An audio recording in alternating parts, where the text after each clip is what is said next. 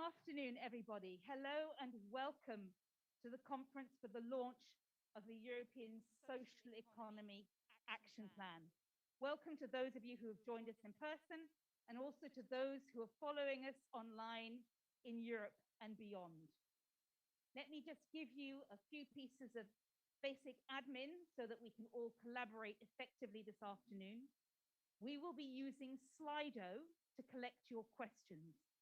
So please go to slido.com and there you need to put in the code SEAP 2021, or you should have displayed on your screen the QR code that you can use to go there. That's where we're going to collect questions that I'll be putting to the panel because this afternoon is designed to be as interactive as possible.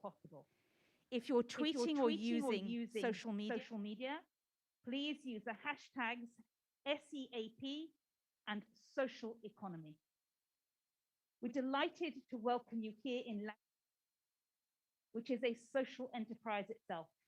In fact, it won an award in Belgium for the best social economy activity in 2016. It is an event and hospitality space, and all the profits that are generated through these activities are reinvested in a venue and in cultural activities and social cohesion with local communities. So this is the living embodiment of what the social economy can deliver and perform.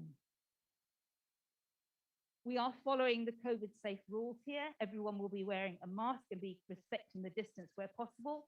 For those of you at home or in your offices watching, we welcome you and you are a strong part of our conversation. Please feel free to interact with us. So, to set the scene and explain a little bit, what is this thing, the social economy? Why is it such a big deal? And why is it so exciting that we have an action plan? I'm delighted to invite the first speaker to join me, and that's Nicolas Hazard, who's the founder and CEO of an organization called INCO.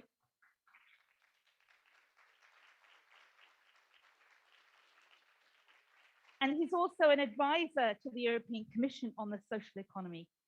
Nicolas, tell us more about this action plan and why it's such a big deal. Thank you so much. Can you hear me? Yeah, perfect. Thank you. I remember 10 years ago, I was just getting out of school from university, and I wanted to be an entrepreneur. I wanted to build a venture that at the same time is creating job, that is creating, that is a real business, but at the same time, I wanted to change the world and I wanted to have a strong social and environmental impact on my community. And I remember 10 years ago, I had the privilege to meet with Michel Barnier, that at that time launched the Social Business Initiative to develop and to create a framework for the social economy in Europe. And I remember that time, I had the chance to meet with him, and he told me how important it is to develop social enterprises. And he gave me the strength and the courage and the motivation to set up a social enterprise and to set up a social company, and that's now INCO. And we're in more than 60 countries operating, and it's a big success. So thanks to him as well. There's a new movement. Social economy is very important, and for the last 10 years, it has evolved a lot. It is absolutely key because social economy is creating solution and are part of the solution to the major crisis that we're facing right now. The first one that we just that we're in the middle of right now, and that we had like for the past 2 years, is of course the health crisis. This health crisis was a big one and showed how our economy and how our world can be fragile. And remember who at the very beginning, when we didn't have any surgical mask, who created and produced these masks, who created and made these masks for the people that were very vulnerable. Lots of them were social enterprises, whether they're non-profits, whether they're cooperatives or social entrepreneurs. They have been there during the crisis. It's the same for the food and for the food network supplies. All the short circuits that have been built, all this new economy to think the agriculture in a new way, through cooperative, but also social enterprise, lots of them were made by social entrepreneurs.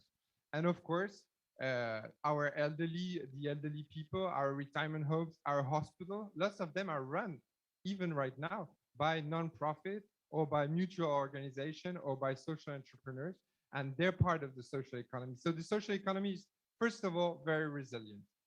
Another big challenge that we're facing, and we're all aware about that, it's the environment and the globalization, the global warming that we have, and all the big challenges that we have in front of us. And once again, social economy is not only about taking care of the most fragile people, it's also being innovative, and social innovation is absolutely key.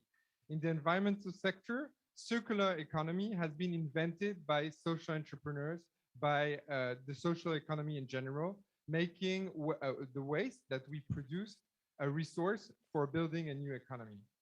But the new economy that creates growth, that is able to become greener, and we know that the European Commission has launched the European Green Deal, and it's a good thing.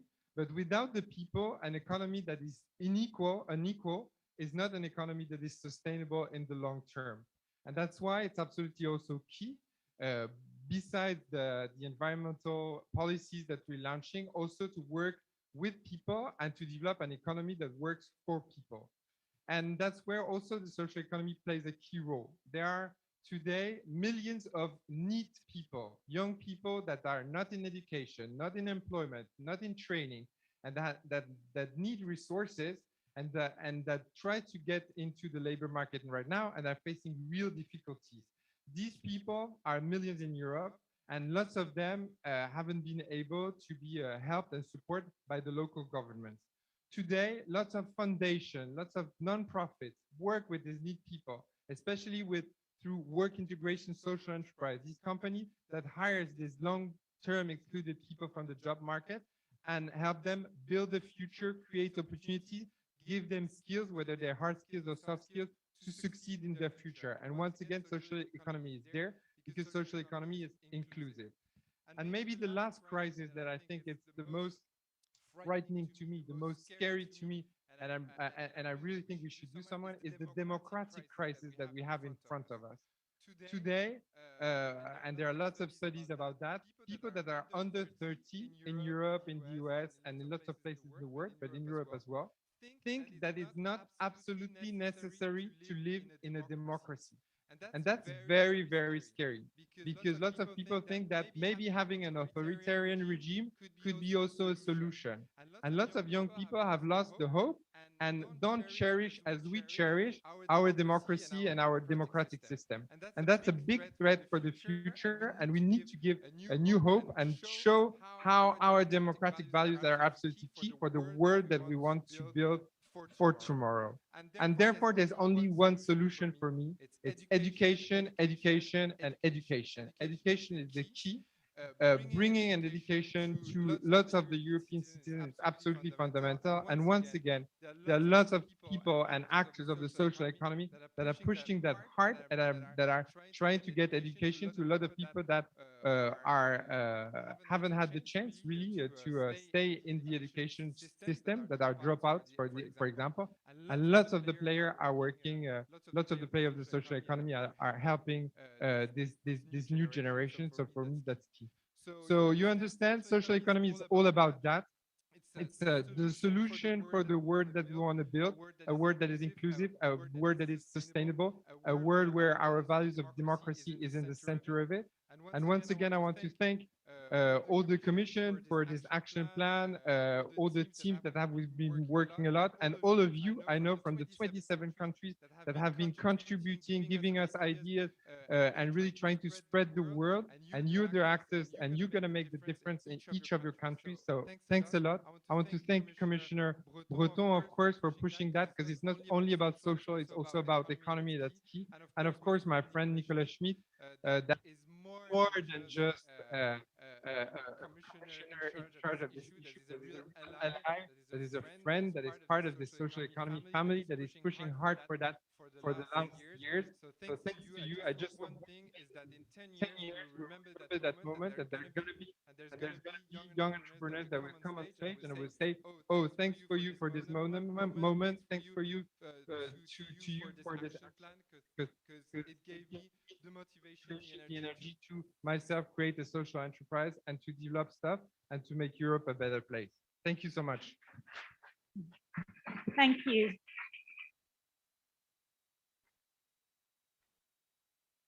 Thank you very much, Nicola, for explaining just how much a motivational moment can have an impact. And we're hoping, as you say, that today acts as a motivational moment to many of the people perhaps watching at home who are thinking maybe they'd like to try a little something, maybe they want to change the world, as you said. And of course, COVID has been a moment that's forced a lot of people to rethink. Maybe there are people watching today who will be inspired to set up their own social enterprise. So thank you very much, Nicola. Let me now invite the two commissioners who are here to come and join me on the stage. And we're going to hear from them why the Social Economy Action Plan has been created and what they hope it will deliver. So I'm delighted to introduce Commissioner Nicola Schmit and Commissioner Thierry Breton. Please come to join me on the stage. Yes.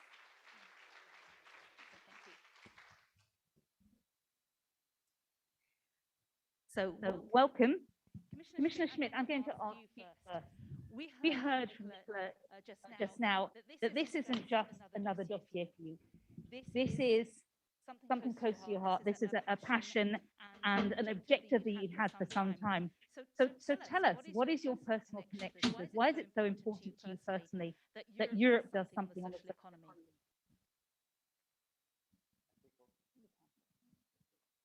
Well, first, good afternoon, everybody.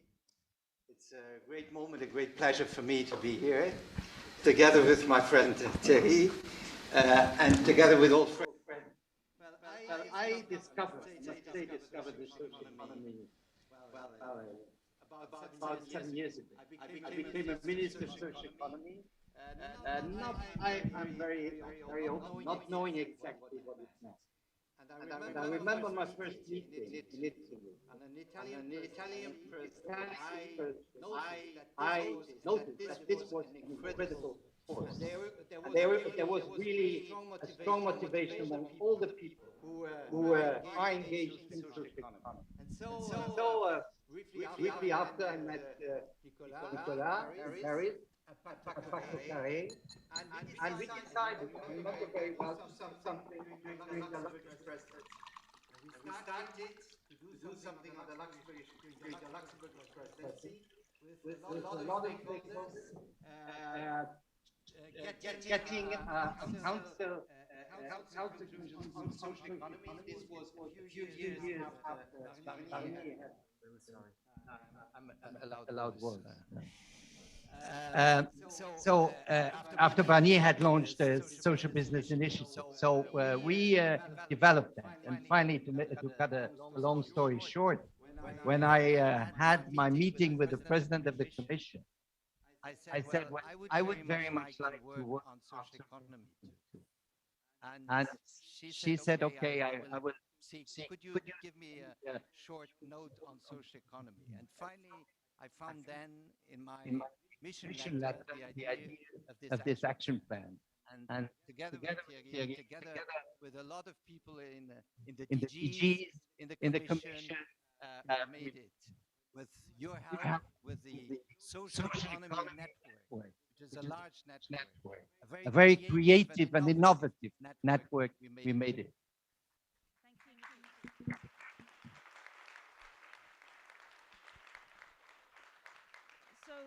So for you, it went from a job description to something that you lobbied to have it in your mandate. So now that we've got this brand new document and everyone has a chance to look at it and download it, what is the action plan and why do we need it? Well, what is the action plan? It's a plan which gives us guidance, ideas, policies, and which invites us to act, because an action plan is an invitation for action. And I think this is now on the table of the Commission. It's on the table of member states. And we have now to make sure that this plan is transformed into concrete actions. And there are a lot of ideas in this action plan, but they can only live if we give them life, if we start this action. And I think there is a lot of motivation to do so. And I think what changes with that is, in my view, and therefore I'm very happy that Thierry joined us, that, and he did it even before the action plan was finished. He decided to make out of social economy an ecosystem, an economic ecosystem among the 14 ecosystems he identified. And I think that was a very strong political signal. And now, together with that, together with all these millions of people involved in social economy, building up this economy, which I consider also an economy with an old history, but remaining a new economy in a way, I think we can achieve a lot in our society and in the economy at large, because what happens in the social economy will also inspire other enterprises, and is about already to inspire other enterprises. Thank you. Let me now turn to Commissioner Breton. What's your perspective on the action plan, coming at it very much from an economic perspective, and how can the transition pathway help deliver some of these changes? Well, maybe I take, okay. First, I would like to thank you very much for inviting me, and if you allow me, I really would like to thank my friend Nicolas, because he's the one. And he has been lucky because he was a commissioner before me. I became a commissioner complètement par hasard. It was not his case. So when he joined, he was able to negotiate everything. When I came, I was a plan B, so I had nothing to choose. I had just to take, but I discovered that in what I got, we had, of course, the capacity in the internal market to reorganize our internal market with ecosystems. And that's true that I decided, of course, after discussing a lot with Nicolas, that the social economy is so important. Of course, if I just look at figures, it's important in terms of GDP, more than 10% of our European GDP, so that's really something important for the Commissioner for Internal Markets at HAM. Important also, by the way, for some countries it's 15% even. It's important in terms of jobs, 13.6 million, and growing. So of course, I decided immediately, after talking to Nicolas, we have to create an ecosystem in social economy and just follow it, help this ecosystem not only to be part of it, but to transform itself through the whole transformation and transition that we are going through. And by the way, as you know, we have the other ecosystems, automotive industry, could be retail, could be tourism. So that's a very important ecosystem. So it means that a very important part, you are a very important part of what we do. That's the first thing. But of course, we are all in a transition mode, as you said it, Nicolas, because of the crisis. By the way, I would like to say that during the crisis, I would like to pay my tribute to the social economy sector, because you were on front line. And by the way, it's a job. Most of the job of this the social economy is to be front line, to be close to others, to be close to people, to be here when others are not here.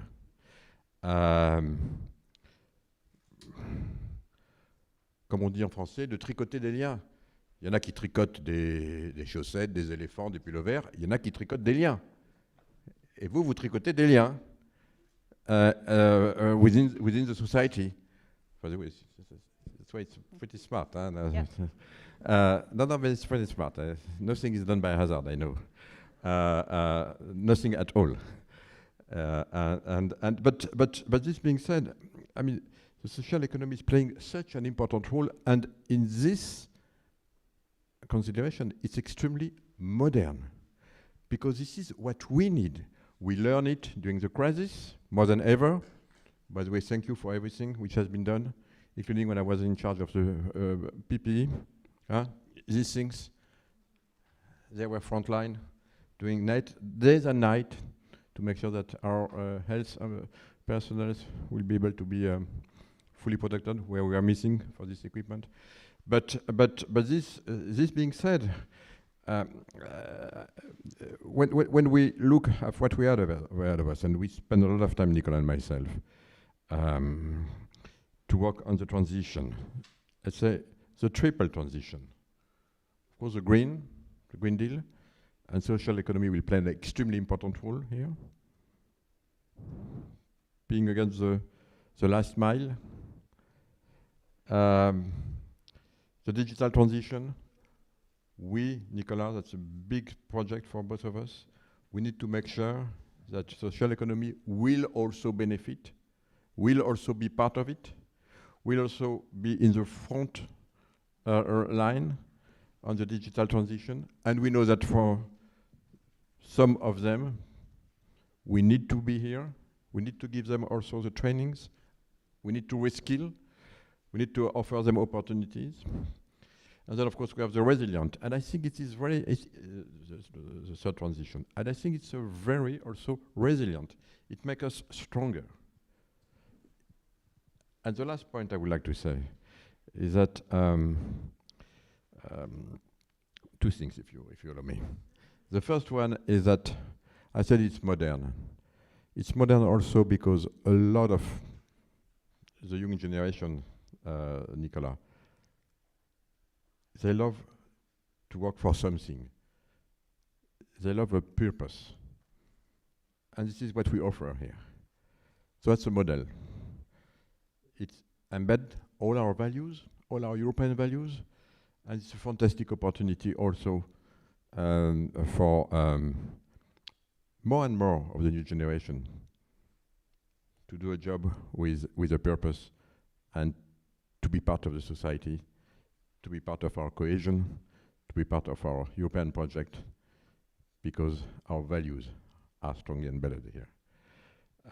And that's something that is extremely important. And the last thing I would like to say, maybe it will open some questions, that I said it's modern. It's modern also because we are pushing extremely hard now, and that's in the resilience part, circular economy. And we see here a lot of needs and opportunity, because this is something which should be close to the people, close to the product, reusing products, following also the life cycle of a product.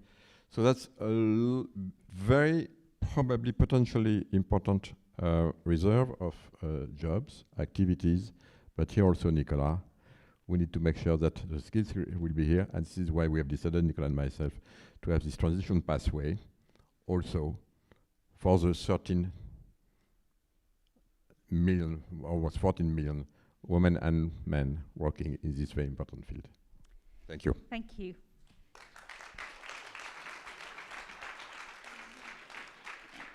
Nicolas, maybe you could just give us a little bit of context.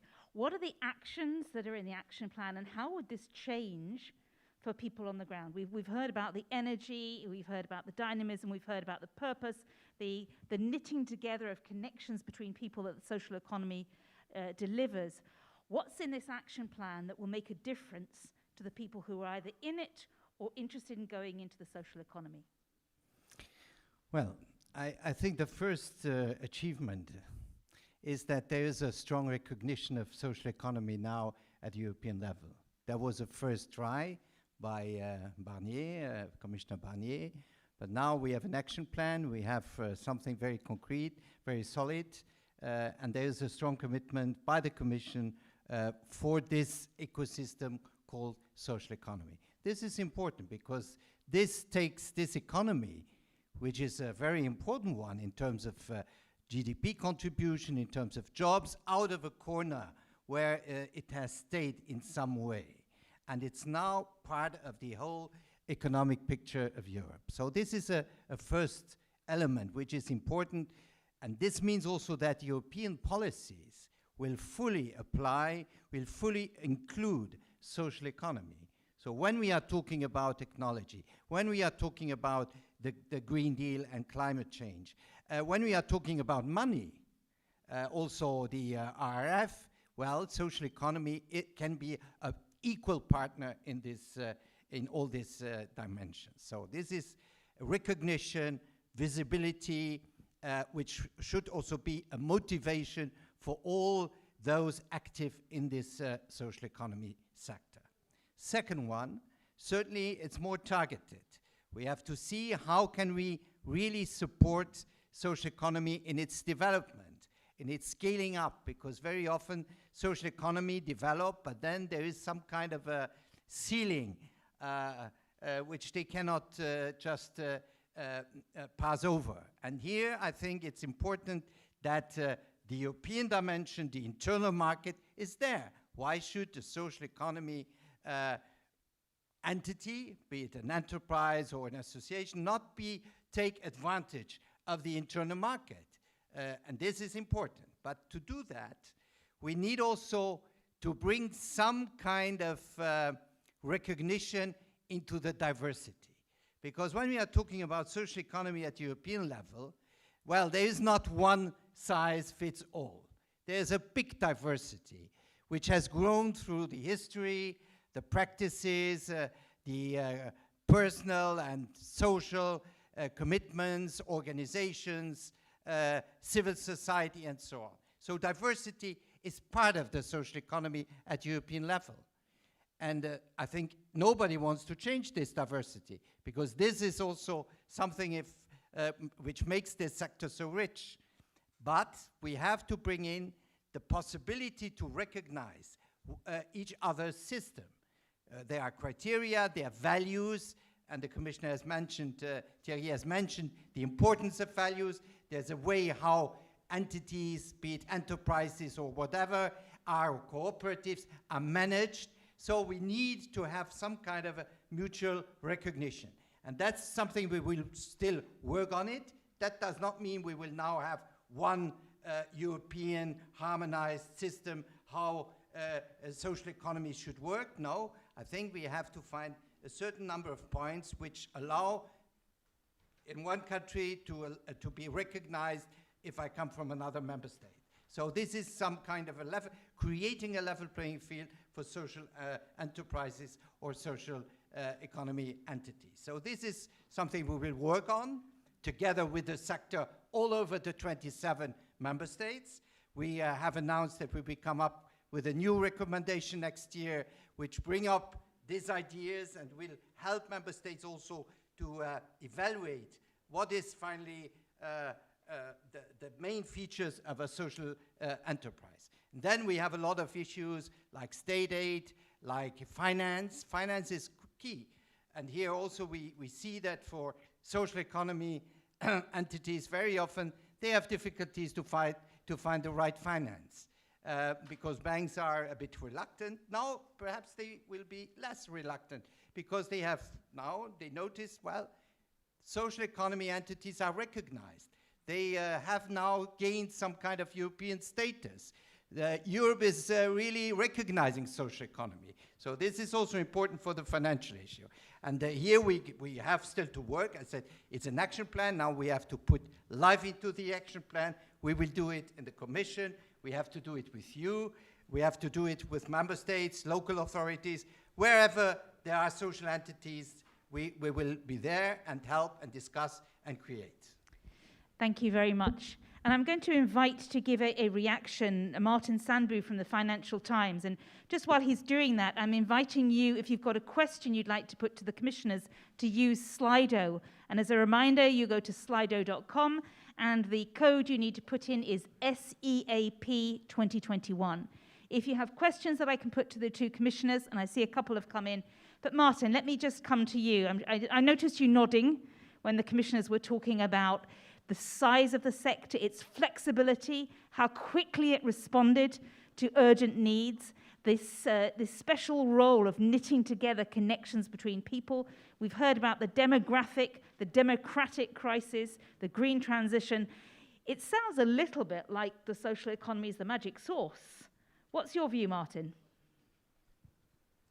Thank you, Tamsin, and thanks, Commissioner Schmidt and Breton. You can hear me, I hope? Yes, we can. This is always a hazard of digital connections, and I am sorry I can't join you in person, but it's a pleasure to be with you virtually. Look, I get a bit of a sort of sweep of history sense here, because it occurs to me that, like Commissioner Schmidt, I'm sort of discovering the social economy recently, but of course it's not a new thing. some of the oldest social enterprises or types, that sort of entity is much older than the more common form of corporate organization we have today, the joint stock corporation. The social economy and social enterprises have their roots in medieval Europe, in particular in finance, to do insurance purposes, mutual aid, even the early banks, and indeed many of the existing banks are foundation banks or otherwise not-for-profit banks. So this is something very old in Europe. If we're discovering it now, it's really that we're rediscovering something that's very deeply European. But as Commissioner Breton said, it's also something of the future. It's something modern. And I think of social enterprises and the social economy as often being pioneers or laboratories for ways of running economic transactions, economic activities that we need and that aren't done by the for-profit part of the economy. A couple of examples. One is labor inclusion, which the Commission mentions in the action plan. It's very often social enterprises on the ground that manage to bring in people who are on the margins of the labor market and give them worthwhile work. That is something we know in Europe we need. It's good for the economy, including the for-profit economy, to increase labor force participation. Another example is local economic integration. When something is created and made profitable in a local area, how does that money keep circulating to create more activity locally rather than being pulled out? And this is something every European country has a problem with when we see rises in regional inequality, some regions being left behind, and so on. Just another example I like very much. The sharing economy started in the social economy. And before we had Airbnb and before we had Zipcar and so on, people were figuring out, wouldn't it be nice if we could share some of the things we have in neighborhoods, locally in particular. And I think that last example shows something very important, which is that it's insufficient to think of the social economy and social enterprises as being the kind of altruistic, nice, cuddly margin of the big economy. It is that. It is more humane, perhaps. It has other purposes than profit. Ça tricote des liens, like Commissioner Breton said. But it's also about the smart use of economic resources. The sharing economy is about using objects and resources more efficiently and effectively. And that's indeed why you do get then for-profit giants, you get Airbnb and so on, picking it up and running with it. So, all of this makes me think that we are rediscovering here something that's very much in the European DNA, which is the social market economy more generally. And the idea here is that the social isn't a sort of nice add-on to the market economy. The social is itself productive and a spur to effectiveness and efficiency and innovation. I could go on. I'm not going to go for more examples. I'll just point out a couple of challenges, and I'm glad to see in the action plan that these are noted. Because given what I just said, even as social enterprise does a lot of amazing work very locally at the kind of micro level where the big economy, as it were, doesn't kind of arrive, we shouldn't think of it as only that. We should also think of the social economy at scale. Social enterprises could be big. Some charities are very big. And I think for that, we need to think about how can the social economy scale up. So just two opportunities or challenges, depending on whether you're a glass half full, glass half empty person. These are mentioned in the action plan. One is, how do we facilitate cross-border social economic activity? Commissioner Schmidt was talking about this. And how do we ensure that governments use their policies to let the social economy thrive? And something that struck me in the Commission's documents as the plans were launched today, that was a remark that national governments are not really using all the leeway in the state aid rules or in public procurement rules to channel public funds to social enterprises. So I think, partly the fact that the Commission is aware of this and will work on this is a good thing. And I think some of it will come with a change in mentality that sees the social economy not just as a soft-hearted thing, which is a good thing, but a hard-headed thing. The social economy delivers services that we need. They deliver products that we need. They deliver innovation, particularly digital innovation that we need. And governments should avail themselves of that. I will finish there. I mean, it's a fascinating project. I'm learning as I'm participating. But I wish you all very good luck. And of course, to everyone who's participating online or in the audience who are actually at the coalface of this, very good luck to you all.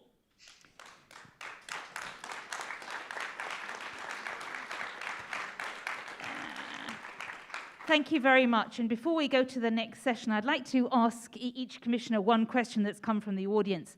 Perhaps the question from Toby, I would ask you to, Nicola, to respond to, which is, what actions can the EC take to encourage environmental and social impacts to be considered by all enterprises? So it isn't just the social enterprises who take that into account. And Thierry, we had a question that's not up there at the moment, but it was essentially saying, what's Europe doing directly to encourage the social economy to participate in the internal market, you know, maybe direct procurement? How can the EU money and the way that it's being spent prioritize and encourage space for the social economy? So let me start with you, Nicola. Let's ask, how do we get mainstream business to do some of the good stuff that social economy does? I think first, the example that social economy can work, can be successful. That's the first point. The second one, and Thierry has mentioned it, we are in a time where finally values are important, especially for young people. Purpose is important. And we see in the world of the so-called market economy or that the idea is that finally we need a bit more than just profit making. And the quarter stock exchange value. This is something which starts to be more and more developed. And I think there can be interactions between social economy, growing, scaling up, and companies, corporations. And this also gives companies the purpose. And now we are working, and Thierry with our friend Didier Reinders, on due diligence and also what are the finally objective, non-financial objectives of a company. Because we cannot just close our eyes and say companies are not part of the Green Deal. No, without companies, there is no Green Deal. So, environmental dimension. We have seen now that social is key, not just because we have to have it. No, it's key also for the stability of our companies, for the stability of our societies. And here I think there is an interaction with social economy and a debate on what are the purposes of companies. They cannot just be limited to financial results. They have to be open and go into this direction. And that's what, by the way, this commission is also working on. Thank you, Thierry. If I could invite you to perhaps reflect on how the EU can use public procurement and the way the EU funds are spent to try and encourage and create space for the social economy. One of the great challenges of a tendering is it's designed to get the best value for money, which tends to be seen as the cheapest. And social economy doesn't always fit into that. So how can you adjust the mindset to see the social economy take a bigger role? I will be very short in your answer because I see that we have Mohamed Yunus who is here with us here. I see him on the screen. Mohamed, hello. If there is somebody who should be here today, it's him, together with Nicola, of course, but it's him. And I remember the discussion we had in Paris with Laurent Lafont a few years ago on this subject with Professor Yunus. So I will not be long because he is the one. But still, there's a few things. First, in the document, we have already some ideas. So I think it's important we put this already together with Nicolas. So we have a trend. But I would like to tell you that we are here today. And it means that not only you are extremely important, but you are all recognized. So now, it's your call. Be vocal. Go to see your member states. They have the money. Because, but it's serious. We have been very cautious, together with Nicola, to make sure that member states, in their recovery plans, will have envelopes to accompany the transition, green, digital, and resilience. And in these three categories, you are eligible.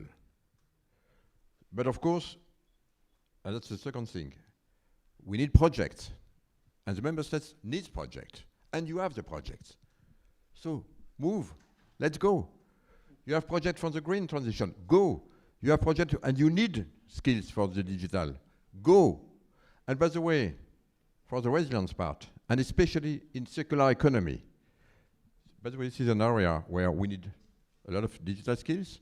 When we look at the blockchain that we will use now or the certificate that we will have in a lot of product now, digital certificates, to make sure that everybody will be able to use again everything that we want for the circular economy, not only in your city, not only in your region, not only in your country, but in the whole EU. So that's a fantastic opportunity. So the money is here. Let's do it.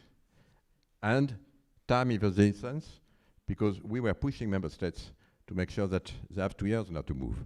So that's a very good news for you. And we will make sure with Nicolas that when you will have projects, when member states will come, you will get the money. Thank you. Excellent. Thank you very much, Commissioners. Thank you. Thank you for that, and also for all the questions that you submitted from the audience. I'm delighted to introduce our next speaker. You've been given a little foretaste. Our next speaker is an economist, nothing unusual on that.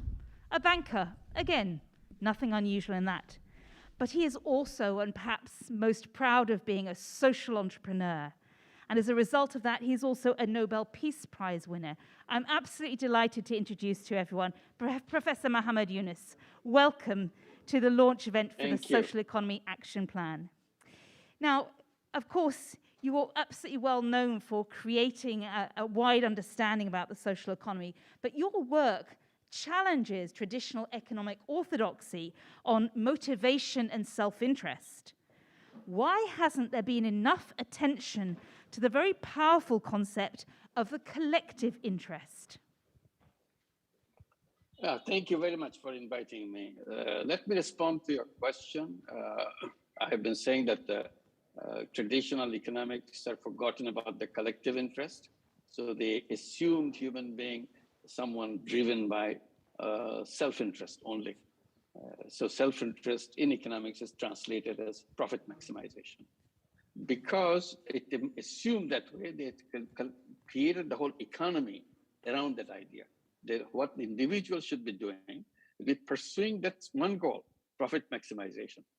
In the process, what has happened, we became profit maximizing robots, money-making robots. We don't have any human quality left in us because economists squeezed it out. So we only become focused on profit maximization. That became our addiction. That's what continued to pursue. That's what the traditional businesses do. What happened to the collective interest? As a human being, basically is driven by self-interest as well as collective interest. So what happened to the collective interest? A traditional economist said, well, leave it to the government. Government should take care of the collective interest, whatever collective problems they have. Society has to be left to the government to solve it. Individuals have no responsibility whatsoever, so they can do all the things that need to do just to make profit maximization. In the process, we created a world with global warming because individual businesses don't care about global warming. It should be left to the government, and government has no clue how to handle global warming. And they helplessly look at the businesses, what they can do. And also wealth concentration, because profit maximization is the core of the business. So we created profit maximization. We created all the problems of unemployment and everything that we do right now. So this is what you asked, what happened to the collective interest? Collective interest is left to the government, and government has no way handle that whole huge task, because in the meantime, businesses which keep creating the problems, major problems like global warming and other things that we have. Thank you for that. Perhaps we could talk a little bit about the impact of the pandemic, and particularly on inequalities, because in an unequal world, the impact of the pandemic has also been unequal. The rich got richer, and a decade of progress on poverty reduction, on gender empowerment, and other social progress has been lost. But the pandemic's also a transformation event. Now, there's a lot of pressure to restart economic activities, which is sort of being seen as business as usual. How do you think we could reuse this moment to reposition business at the service of society? Yes, I'm appealing to the world that this is a wonderful opportunity. COVID-19 pandemic has been a terrible thing for the whole world, but it also done something very welcome. Created an opportunity for us to redesign the economic machine that we are running for all these years. So this is a good time to redesign that machine so that we don't go back to the same old way of doing things. I keep saying that before the pandemic, we are sort of riding a train, a fast train, or the whole world is riding this train. It's going at a very high speed to the direction, but it's a suicidal direction. All the economy is doing is taking us to the last station, and which all the reports from the scientists telling us we don't have much time left on the planet anymore. We are at the moment most endangered species on this planet because of the way global warming is happening, is continuing to rise. And we are told that the IPCC report, there's only about a decade left before we reach the 1.5 degrees Celsius, unless we do something drastic in the meantime. So 1.5 degrees Celsius global temperature is a kind of end of our way of surviving on this planet. And after that, we enter the red zone. So this is the direction the train was taking. What pandemic has done, stop the train, because the economic machine doesn't work anymore. It's slowed down, it's stopped in many ways. And now it's a time for us to decide whether when we restart we will restart the engine and get back to the train, or we create a new engine and a new train go in a different direction. So I keep saying, right decision right now would be no going back. We don't want to go back to the pre-pandemic situation, because if we do that, we are only counting our days when it will be all over. Rather, this is a good time to redirect our energy and capacity to go in a different direction and create a new world, not a world of global warming, but it will be zero net carbon emission world, zero global warming situation. Not only zero global warming, there are other issues which is making the current situation, current economic system, make us vulnerable. Wealth concentration. All the wealth of the world is concentrated in few hands. You asked that question. Even in the pandemic period, we have been told again and again, just with the start of the pandemic, millions of people lost their job, lost their livelihood, pushed down the poverty line wherever they were. Even those who just got above the poverty line, they are pushed back again. And it will take again years to get them back above the poverty line. So what is so important about the poverty line? It's important because if you look at the wealth distribution of the planet, all the wealth of the world is in the super higher height of the income, wealth map. Only 1% or a small percentage of the total wealth is at the bottom. So the wealth is in the top. All the few lucky people own that wealth. 99% of the wealth is owned by 1% of the population of the entire world. So 99% of the population are at the bottom of this wealth map, leaving with 1% of the wealth. So when pandemic came, they are pushed down, further down. They were already down. They're way behind, we're way down on the map, but they're pushed down. In the same period of the pandemic, few people who were on the top of the world in the wealth map, they have accumulated more than $11 trillion during this period. So the wealthier becoming more wealthy. People who are at the bottom are getting dust. And this is a constant phenomenon. Only thing happened during the pandemic and they're pushed suddenly further down. But usually when we say they're coming out of the poverty line, it's moving up, great success is happening. Yes, success is happening, but they're still close to the poverty line. They didn't go very far from there. If you look at the $2.50 people, they're at the poverty line itself. And if you $3 people, $5 people, $100 people, they're very close to the poverty line, not very far away from the poverty line. But only thing is, even whatever gain they have made, they inched a little bit, but by that time, the super rich got to miles away with the wealth people. So this is what we have to recognize, and we don't want to go back to that economy, which makes this happen, continuously pushing wealth all the way to the up. So we need to design a new machine to take us to a new direction. And I give the new direction of where we want to go. It should be a world of 3 zeros. We should be creating a world of 3 zeros. 0 net carbon emission, 0 wealth concentration, and 0 unemployment, by unleashing the energy and the creativity of the people to become entrepreneurs. So that is the direction we should be going, not in the direction that we are coming from. So this is a good opportunity that pandemic has created for us, and we should seize this opportunity. Thank you very much. I'm intrigued by this vision of the train that we're on, that was creating growing inequalities and was taking us to the station at the end of the line. As you said, we don't have long. Recently at an event, the Food and Agriculture Organization said we have 8 harvests left till 2030. Look at that. You mentioned we've got 8 to 10 years left to save 1.5 degrees warming, which is the difference between life and death for people in many countries, Absolutely. including in Bangladesh, where you are, which will be dreadfully affected by this. So this engine that we've got to create, and you've talked about the 000. Now, I think people are very familiar with the term of going for net zero in terms of carbon, but you've also linked that just now into zero poverty and zero unemployment. It sounds like those are 3 different trains. Is it possible, in your view, to achieve all 3 at the same time? Absolutely, it's the same thing. It's something. It's the outcome of the present economic system. So they are not coming from 3 different sources. Source is the same.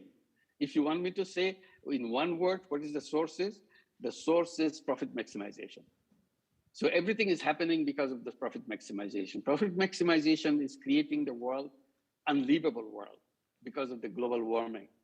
And this, see, very soon you'll be noticing during this discussion, wherever you are having global warming discussion, and you mentioned Bangladesh, global warming is making this world into 2 different worlds. One is a livable part of the world, and another part is unlivable part of the world.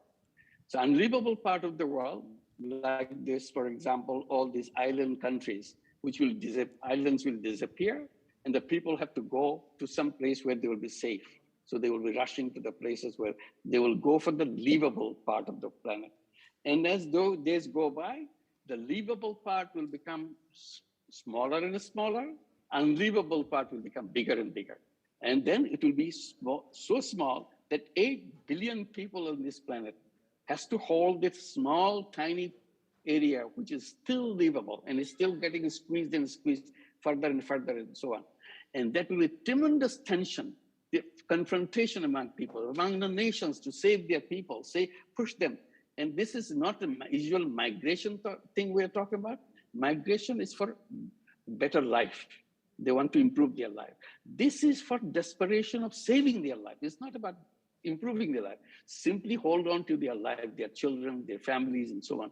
This will be terrible, terrible thing that is happening with the global warming. So the global warming is happening because of our companies are creating it, as simple as that. And why they are creating it? Because they are told by the economists that you don't have to worry about the collective interest, you worry about your self-interest. Your only goal you have is to profit maximization. So you sell as much fossil fuel as you want, no problem, because you want to make money. And that's what the companies are doing. So you don't blame them, because that's what it is, and that's what the government want to do, create jobs for people and so on, and money and pay taxes. But in the process, they are destroying the world. So unless we remove this idea of profit maximization and come out of this civilization, profit-centric civilization, we have to get rid of this profit-centric civilization to go to a new civilization. And that's what the 3.0 world is all about. Create a new civilization, which is not based in profit maximization. That's based on sharing of wealth, not monopolizing the wealth. There's a creating the planet as a safe planet, handing over the planet to a new generation with a much safer planet than we inherited from our previous generation and so on. So that's the direction we have to go. That's where we talk about the social business. Social business is a business not to make money, but to solve people's problem. That's a collective interest part. So that collective interest part has to be now brought in and to redesign the new economic system. And we are talking about creating jobs. I said job is a wrong idea. It's created by the economists to make sure wealth concentration can continue. I said human beings are born as entrepreneurs. All we have to do is to make sure our financial system is designed the right way so that all people can become entrepreneurs. I said the finance is the oxygen of entrepreneurship. If you cannot provide that oxygen, people remain idle. They don't know what to do with themselves. Then you offer them the job. Job is kind of a slavery to take orders from other people and do things because you cannot do any other thing for your survival. So if you go back to the financial system, open the door for the financial system to make it available to anybody who wants to create a business for themselves, they will become entrepreneur. And entrepreneur, the moment you bring this oxygen to the people, they become entrepreneurs. And that's what the microcredit, you heard about microcredit, that we have been running this microcredit all around the world, all over Bangladesh. Tiny little loans to the poor women, illiterate poor women. Suddenly she becomes an entrepreneur. She starts a business, she pays back the loan with interest, and there's sustainable business and so on. And so the business is run as a social business, not to make money for the owners of the business, just to solve the problem of the people. So we need to create social business banking system. Today, banking system is to make money. They want to make money. Even the pharmaceutical company gives us a problem of making money for themselves so that people can die. We couldn't care less. Millions of people can die, but they want to maximize their profit. So we need to create social business pharmaceutical company. We will be creating this pharmaceutical company to provide vaccines and medicine at a fair cost, near to the cost of production and so on. So we have to redesign the economic system so that we can create that world. So that's a fundamental thing, profit maximization, which created all these problems. Basic core problem is that. So once we resolve that, all these issues of global warming, wealth concentration, massive unemployment, by bringing artificial intelligence, all this will be over. Thank you. Let me just pick up on what you were talking about there, because you highlighted the origins of your story as a social entrepreneur was around the Grameen Bank and small microloans to illiterate women to give them a chance to grow and to do something. So perhaps let's talk a little bit about the question of scale. We heard from the commissioners that at the moment the social economy is 10% of our GDP and it employs about 13 million. But the commissioner's view is that it could take up a much larger part of our economy. But I think the mindset around social economy is it tends to be seen as one of these things at the edges of our economy. It's the nice to have. It's some kind of humanitarian activity for people who don't fit into the labor market. And it isn't seen as the central driver of growth and jobs and opportunity. How you've highlighted that the reason that we were on the train to destruction to the last station was a view as human beings as robots for profit and profit maximization. How do we bring some of the ethos of the social economy in, and how realistic is it that it can be the kinds of big unicorn companies that we're looking for, especially as Europe is facing a big hit economically as a result of the pandemic? The search will be big scale change, big scale jobs. Can the social economy act at scale? Yeah. Let me give 2 examples quickly. One is the pharmaceutical company that I was talking about. And now the pharmaceutical companies defending themselves that we spend a lot of money in research and things and to develop this vaccine. So we have to recover all this money and make profit. Profit is the incentive. So unless you give us the profit, we'll not have the incentive to do it more and so on. My response to that, I said, most of these vaccines are designed, defined by the laboratories where governments pour in huge money, invested huge money to come up with this vaccine formulas and so on, recipe for the formula. And now governments are not getting all this profit out of them. So if government has invested so much money in designing it, why is the government keeping their mouth shut? To say, why don't you keep it available to everybody, to remove the patent? We are not giving you public money, taxpayers' money to protect it only for yourself. So my question is, why doesn't the government, instead of giving this money to the profit maximizing companies, help invest in creating social business pharmaceutical company? The moment this money comes to the social business pharmaceutical company, this money goes to the social business research laboratories, they will be creating it and it will be public property. It will be available to anybody who will pay the price at the cost price and so on. It will be no restriction. It will be shared by everybody else. So it's a question of government decision, legal issues, not about people not being available to do that. So this is one, it's already being done, but the money goes to only the profit makers. They are not giving you back.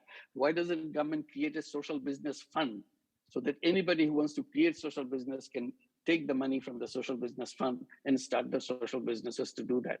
And now coming to the microfinance. Microfinance work as a social business in Bangladesh. It's all over Bangladesh. Grameen Bank alone has more than 9 million borrowers.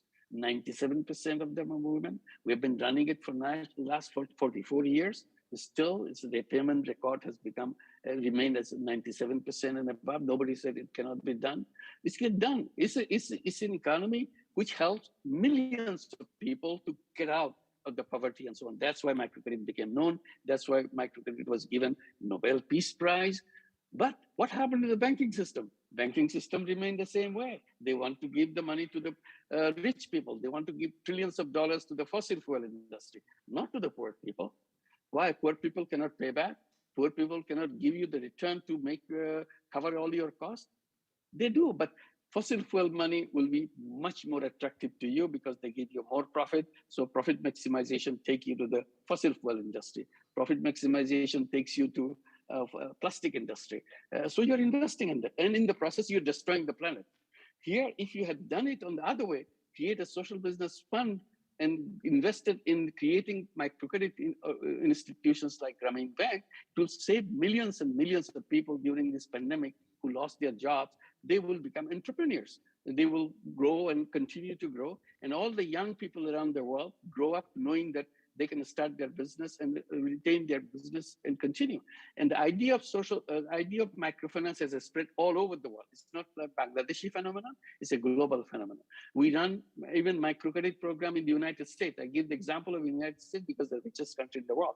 We have now 27 branches in 17 cities of New York, 17 cities of the United States, in New York, Boston, Houston, Chicago, and many others, 17 cities. We have over 160,000 borrowers, 100% women, and give loans just like a Grameen Bank does in Bangladesh, without any collateral, without any identity, and the repayment rate is about 99% and above. And people are, but it's not we don't get a banking license because we don't qualify to have a banking license. That's the key. Government is creating all these walls because you're not giving us a license, because you say you don't fit into the banking law. To create a new law. If you don't fit into the banking law was created to create bank for the rich and make money out of them. So that doesn't fit to create bank for the poor. Bank for the poor needs to be done in a different way, like we do. We created the bank, which is not asking for any collateral. It's a collateral-free banking. It's a lawyer-free banking. We don't have any lawyer in our system.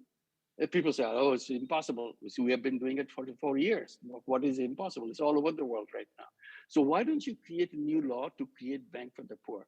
All we need, the moment we have the law, the moment we can create the bank for the poor, then we can take deposits.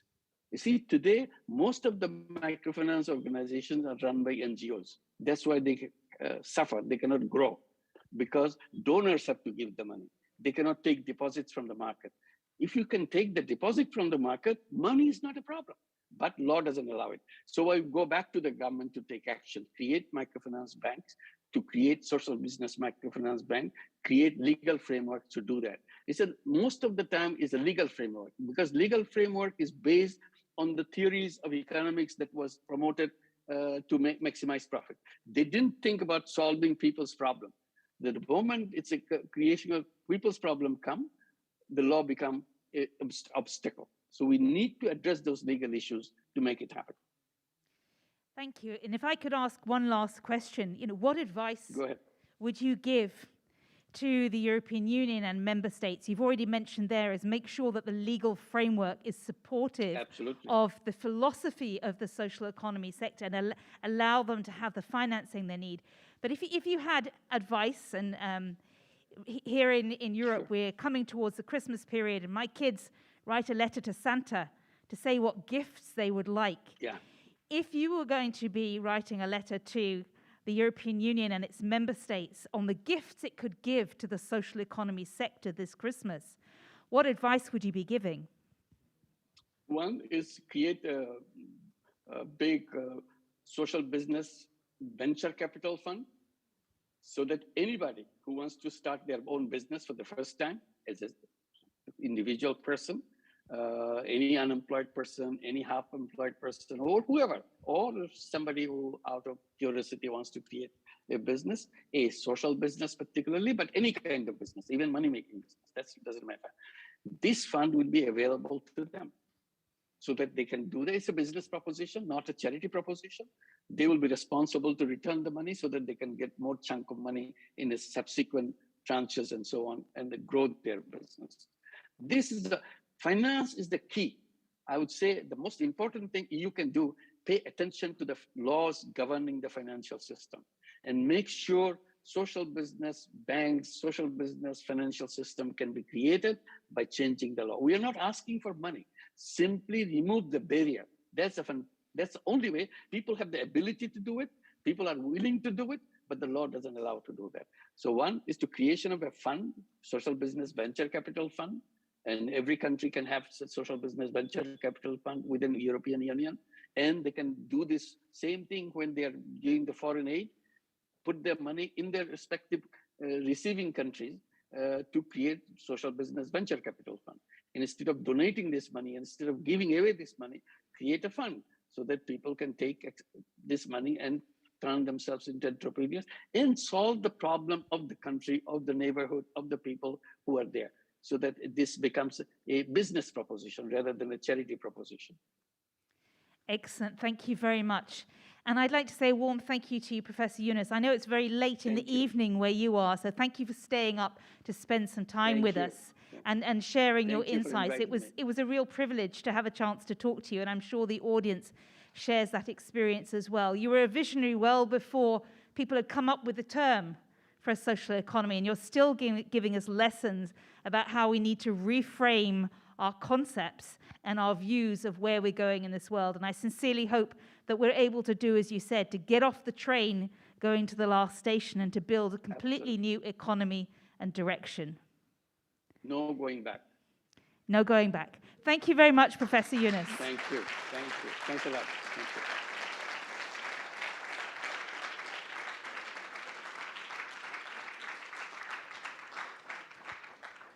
So now we're going to take a short break. For those of you who are going to be watching us online, you have a chance to go and get yourself your coffee, your water, and move around. For the audience here in the room, outside you'll find coffee machines. Please remember you need to keep your masks on unless you're seated. And go downstairs, there are tables, and we're going to aerate this room, and we will start again at 4:15. Thank you.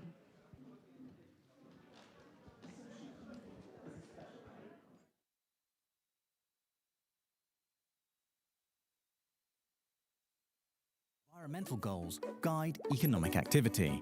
Social economy organizations are active in almost all sectors. Organizations include cooperatives, associations, mutual benefit societies, foundations, and social enterprises. Building on local roots, the social economy is based on solidarity and participation. It aims to serve people and the planet by putting profit back into communities, creating jobs and opportunities. The social economy landscape is diverse, with over 2.8 million organizations in Europe providing over 13.6 million jobs. For more information, visit ec.europa.eu/social/social economy.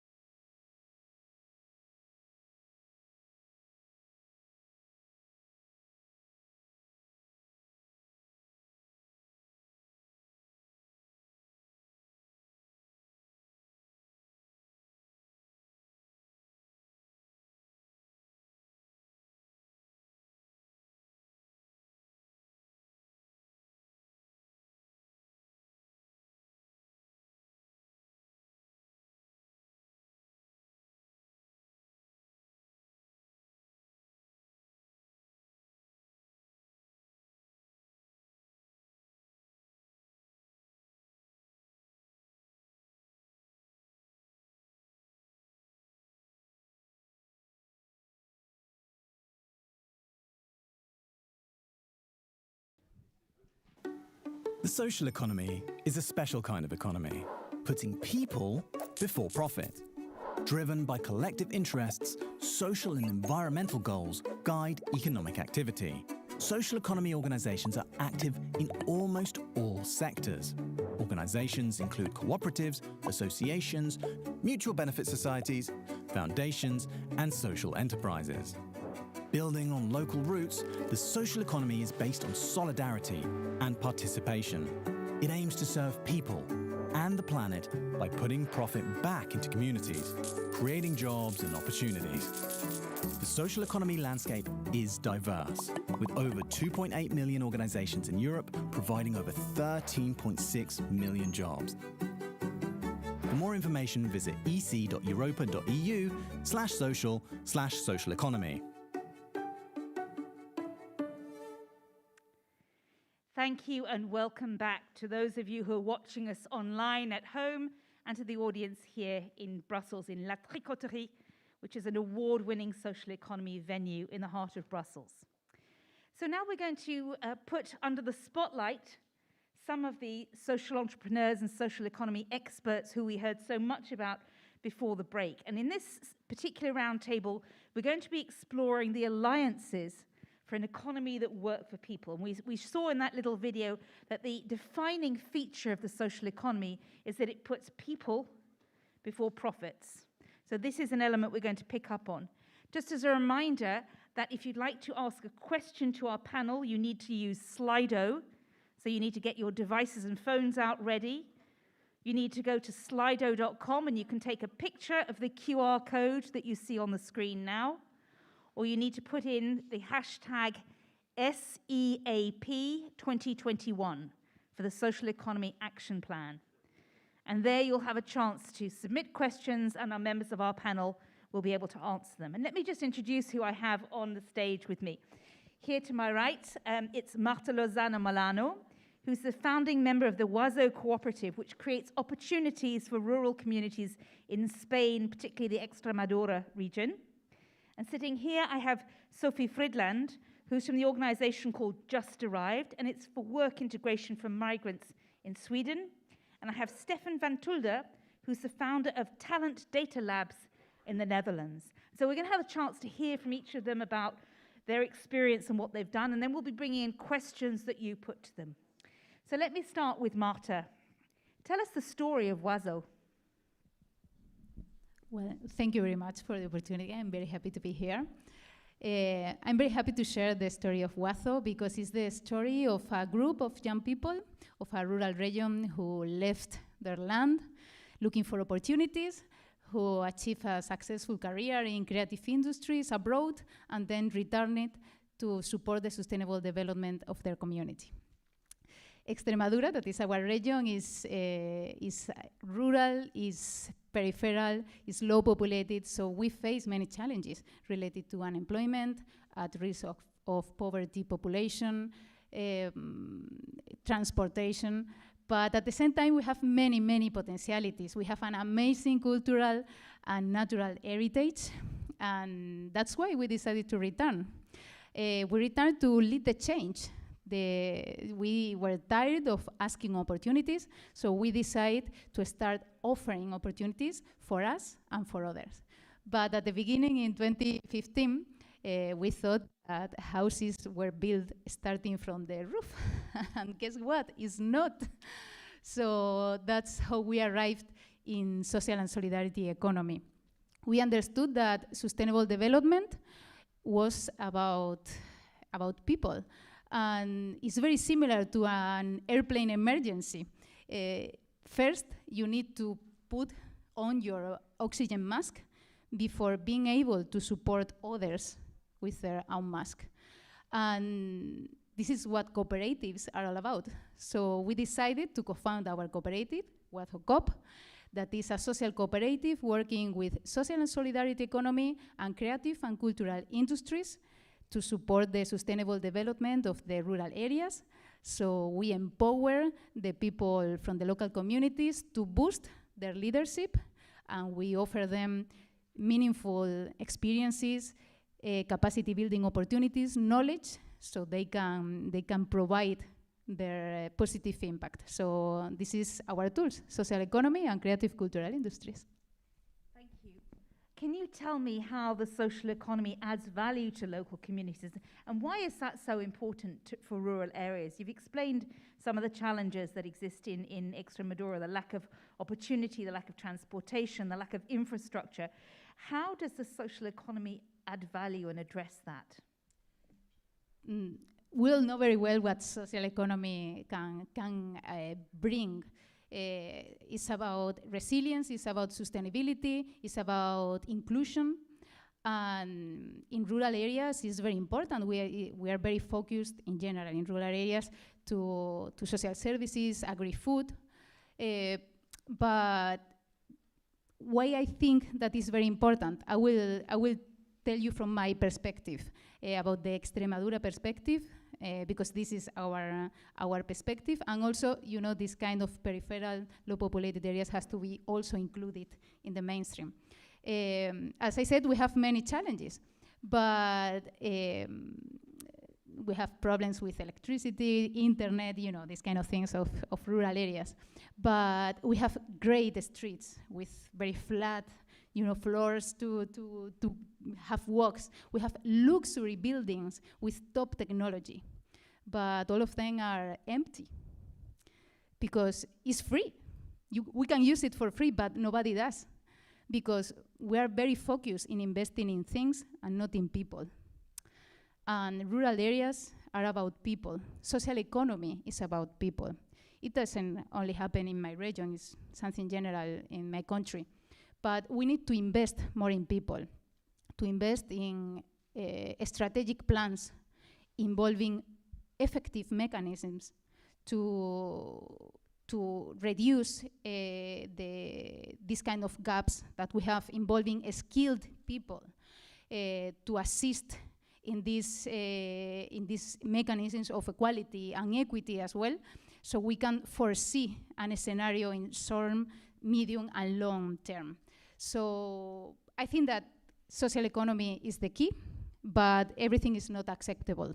We have to be creative, we have to be flexible, we have to be open-minded, and we have to recognize the legacy of the traditional social economy, but also, if we want to have a fairer future, we also have to be innovative. Thank you. And now looking at the title specifically of our session, which is looking at alliances and partnerships for an economy that works for people. Sophie and Stefan, your organizations worked together, bringing your specific strengths to create something new. Can you tell us that story? How did that come about? Yes, of course. Just to give you a little bit of background, so I work for Just a Ride. What we focus on is the first and second job in Sweden for people that have migrated from outside Europe. And as we have heard today, this is one of our biggest challenges, I think, in Europe, that there's a huge gap between foreign-born and people that already live in Europe.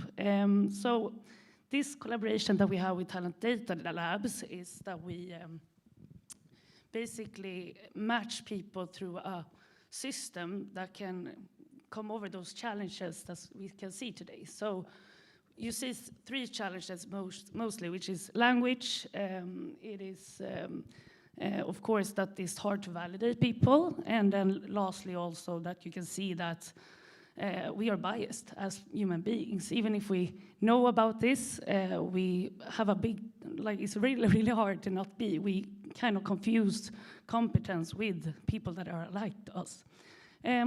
So I looked into the market, how can we overcome this? And I found Stefan. So maybe you can tell us a little bit on how we overcome these three challenges. Yeah, sure. So I'm Stefan. I don't work at the same company as Sophie. I work at Talent Data Labs. And the interesting thing we try to do with the market is very simply validating that certain traits and certain competencies, certain skills actually work out for a company, so lead to bottom line impact. And when we try to do that, so when we try to build profiles that have those competencies, one of the major things we notice is that a CV, like the way we traditionally look at talent, has almost no impact on someone functioning in society. But what we found with Just Arrived is that we're looking at CVs first, right? We're using LinkedIn, we're using social media, we're using a lot of things to validate whether someone is going to be able to function in, well, corporate society mostly. And none of these things really matter. So for, well, basically at Just Arrived, for immigrants and for people that are refugees that come from, imagine you have a degree at the University of Aleppo, right? It's a university that you can't validate anything of because it's gone, right? It's bombed, there's nobody there anymore. So what we're really trying to do is try to use what we know, scientifically know basically, to validate whether one of these immigrants can function highly or actually can even succeed fundamentally in a company. Yeah, and to add on, we have increased the amount of people we have matched to a job with 500% since we started this collaboration. So it is working, and mostly also you can give feedback individually, even if this is automized. We don't need more staff internally at Just Arrived, and still we can give personal feedback for the people we cannot match, so they know what to improve to get into the labor market. Thank you. I'm just curious. Obviously, you're a social enterprise. Are you a company or also a social enterprise? Both. Oh, you're both. Okay. So, because I would be quite interested to see if, as a company, you changed the way you did some things as a result of working together and collaborating with Sophie's organization, which clearly is a social enterprise, because I think this is one of the really interesting keys. I mean, you've got fantastic impact results, but has it changed the culture and the way that you do things? First of all, I love this question. We were discussing it the other day because I think that's the core. So Nicholas said it as well, and I think before, well, Mohammed Yunus, of course, said it as well, is that we are, we're trying to do things the same way over and over again, ultimately failing probably in the end. Sophie is one of those people that when she came to me, she basically said, you're doing a lot of the things you're doing for large corporates, right? Big names with a lot of cash that want to step in to hit financial effects.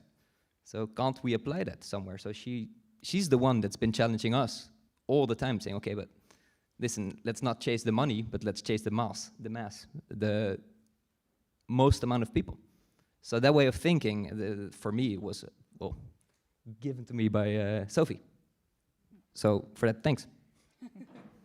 Because the reason I ask this is I moderate lots of different events, and I was very struck by an event I moderated even a couple of years ago, looking at the changing labor market and the need for skills change. And someone there reported the statistics, and they said that they surveyed universities, and 75% of the rectors of the university said, yes, we think our students are absolutely ready. They're qualified for the business world. And they then went around and they interviewed the business sector, and exactly the same percentage of people said the students who come from university to the work environment are not qualified to work in a real world practical experience. So this is a core societal challenge. And you have linked up using your social values and your ethos with some of the hard data crunching and the numbers that you use to create something new. So maybe you can tell us a little bit more about this partnership, because that's the connective tissue of the social economy. We heard from Commissioner Breton, he talked about knitting things together, creating connections. What advice would you give, given that the result of what you did was when 1 and 1 is more than 2, it's 5 or more. So what advice would you give to people here about the power of collaboration? Should I start? One thing I would do, because I don't come from the social business, this is the first company I work in that has the social aspect that is maybe higher than the monetary profit.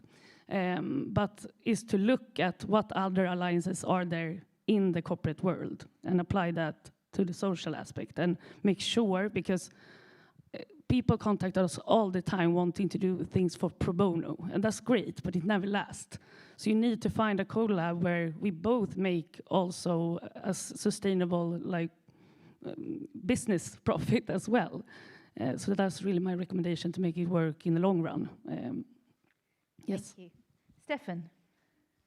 So I agree fundamentally with what Sophie said, but there's one thing that I think you can do to sort of find each other somewhere as well, and that's challenge each other a little bit, but subtly, right? Nudge each other.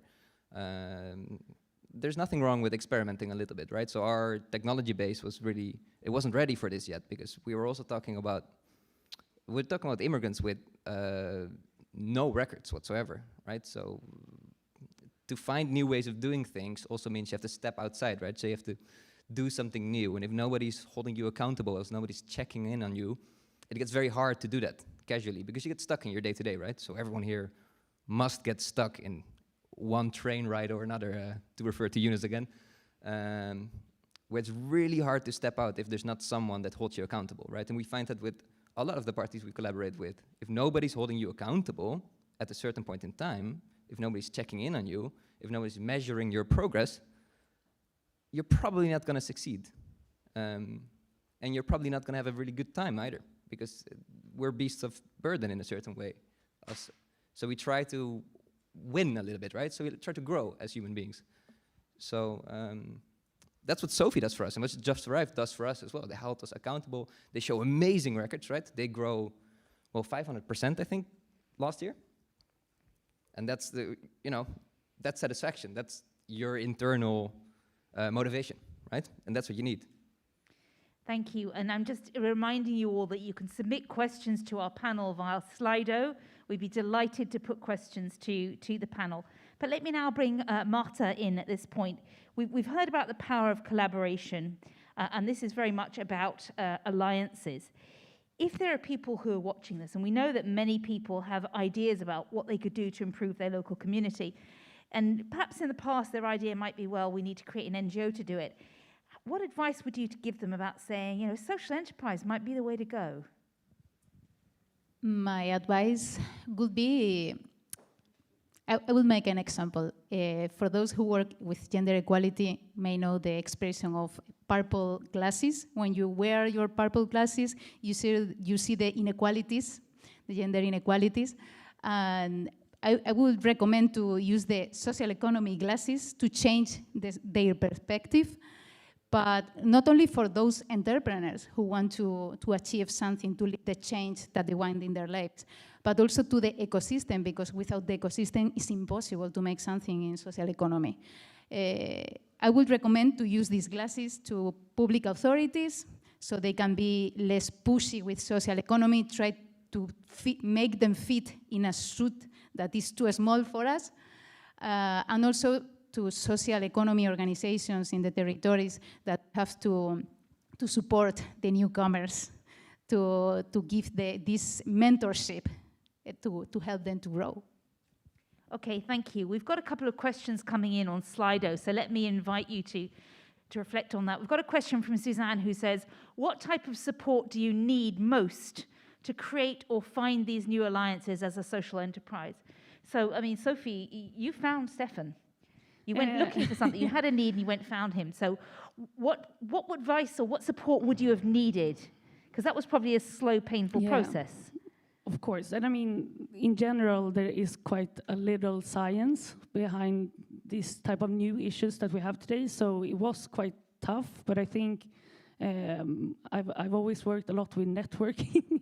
So my biggest advice would be to go to these kind of events and find friends, and then ask them to help you find Stefan. Stefan, what about you? What do you think is the support that's needed that would help people find a partner for a social enterprise? You weren't looking for a social enterprise partner when Sophie arrived at your door. But what advice would you give people to keep an eye out to see how they could fit in or fill a need in a growing social economy environment? It's not necessarily true that I wasn't looking, right? So these networking events she's talking about I frequented them as well, right? Because I always try to see if there's something we can invest in or something we can do there. But what I'm kind of missing in the market, and maybe I'm just overseeing this, is a social economy incubator, like a startup engine that maybe facilitates the attraction of these. Well, usually what they do, like Entrepreneur First is a great example in the non-social space, right? But they take pairs, so they take two people and put them together and let them fix a problem, right? Not per se a problem they come in with, but a problem they define later on. And they pay them, they subsidize them a little bit. I think that's really effective in building entrepreneurs, but we could do the same in a social sphere, right? Especially when we have the subsidies, we have the development funds, right? We have plenty of resources to do this, so maybe I'm mistaken. Is there a source that does this? So at local levels, and in fact, our next panel is going to look at the issue of financing, so I think we will pick up on that. Marta, maybe I could bring you in on this. You know, you talked about how in Oiseau it was people who came together to create something, who started, you know, building something together. So networking and alliances were part of what you're doing. What was the thing that you needed most to bring the people together, to get them all around the table and agree on what the problem was, what needed to happen, who was going to do what needs they were going to fulfill? I mean, that's a whole process. It was a long process. We had to knock many doors to do it. The way for us to get the involvement of the community was to be able to ensure social programs. So we learn how to write the programs, be very clear with what are the necessities, the challenges, and how we can involve them. So for us, that was the way. Try to have the fund that from Europe, from the ministries, from the region, try to find this kind of work in order to be able to involve all of them. We are all very far in our region. We are very far from each other, and we need some funding to make, you know, the way. I wonder if this is also linked to what came through strongly on the panel with the commissioners, was the link to the circular economy. How increasingly, you know, in local areas, we're starting to say, well, what businesses are here? What products do they make? What inputs do they need? And can we find ways of filling some of those gaps and building on that? So those are the kinds, again, of alliances that could be the basis for social enterprises and cooperatives. Is there anything that you want to add around this issue of the circular economy? I think that this is very interesting. It's very needed, but also we have to be aware of what is the context and how we implement this social economy in places where are very deficient. It's very difficult to have it because you don't have anything to recirculate. Yeah. So it's very nice to have, you know, the way of thinking, but also put it into the context with being aware of it. Okay, thank you. Marta, we've got a little question. How did you explain the co-op to the local community? Was there any resistance? I mean, some people, you came back from the big towns to your small villages and the rural area, and you had all these big ideas. It was, you know, cooperatives are known because, you know, in my place is rural, agri-food cooperatives are very well known, but other kind of cooperatives, worker cooperative, social cooperative as mine, are difficult. And the difficulty was to make them understand, you know, because they think this is too good to be true. You know, it's like you have social protection, you have sustainable jobs, and you are doing good for the community. This is too good to be true. So yes, a little bit, but, you know, to make them understand, to change the perspective, to, you know, to put the glasses of the cops. And given that many regions in Spain, and you mentioned this in Extremadura, face depopulation, young people are leaving because there's no jobs, they leave to go to the cities. Do you see the model that you developed with the Oiseau cooperative as being a counterbalance, a way of attracting talent and keeping people in these areas? We think that our model is successful. In fact, we are trying to make others have the same model as we have, and we are developing social projects. This is very interesting. We need to cooperate because we are those who are living the places. The people don't come to our places. We live the place. So it's essential to work with us, but also with other regions. We are very open with this. We have to collaborate with people from other countries, from other regions, and that's the way to create the pathway to follow so we can live and the others can come with us. Thank you. I'm just going to have a little look at the other questions. Who should be in the ecosystem of support? We have one question which I'm not sure that we're qualified on this panel to answer, which is, in which countries does social entrepreneurship make up 15% of GDP? And again, that was at the beginning. I think that was one of the commissioners who said that currently it's 10% of GDP, but in some countries it's 15%. We don't have the answer, but I'm sure we can make sure we can get the answer for you. So I think this is a great question for perhaps for you, Stefan. How do you measure your social impact? Sophie, I mean, I'm sure you can tell us here, and perhaps your impact is very clear in the number of people you get into jobs. But Stefan, how do you measure your social impact? As a provider of software, I mean, so I sometimes make a joke and I say like I basically do nothing. Sophie does all the work. I roll my face over a keyboard and make sure, you know, whatever comes out works for her. But more recently, we've also been looking at things like the happiness, satisfaction, engagement, burnout indexes and everything. We're very curious about how we can prevent, not just reduce, but also prevent most of the burnouts going on in the climate today. Now, we're not so successful at basically stopping people from getting burnouts, but we're really successful at when we find people that are volatile, basically, so that are at the space where they're uncomfortable and they risk a burnout, basically. We're very good at guiding them and aiding them very early on. But if we don't get to those people, so reach is, I think reach is one of the major things we're talking about a lot. To not make it too esoteric, basically, we try to help people get some psychological aid before they fit in an environment where they're just gonna guarantee burnout. Before that, and already talk about transition, so move them to other positions, which is, it's really difficult to say if they would have gotten a burnout then, but we do find that they're definitely not happy in the environment they are, and burnouts still happen all the time. Of course. Sophie, how do you measure your social impact? Well, for us, it's quite easy to turn it into numbers. If you look what an unemployed person costs for the society, for example. So I think this year we have saved Sweden around 260,000 million euros in unemployment fees, only through our little business. So that for us is quite easy, I would say. But then I think the social impact you do for the human being getting their first job after fighting for very often too many years, you cannot put a price on that. That's what motivates me. Thank you.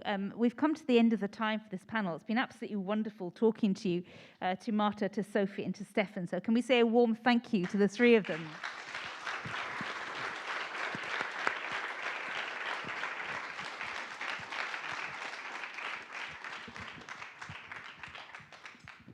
And I'm now going to invite in people to join me for the next panel, where we're going to be picking up on that all-important issue about how do we finance the scale up. And I just want to end on the message that we had from Sophie at the end, which is, you know, you don't measure your impact in money. It's not about the money. It's just how you help people in the end. And when you see the difference it makes to people's lives, that's worth everything. So let me invite the people to come and join me for this next panel. I have Victor Iancu, who's the co-founder and president of the Cooperativa de Energy, which is for sustainable energy in Romania. So please come and join me. I have Vesna Bašanski-Agic, the executive director at the Mosaic Foundation in Bosnia and Herzegovina. I have Jean Moreau, who's the co-founder of Phoenix, which is a zero-waste economy activity in France. And Georg Chara, who's the CEO of Sign Time, which deals with sign language in Austria.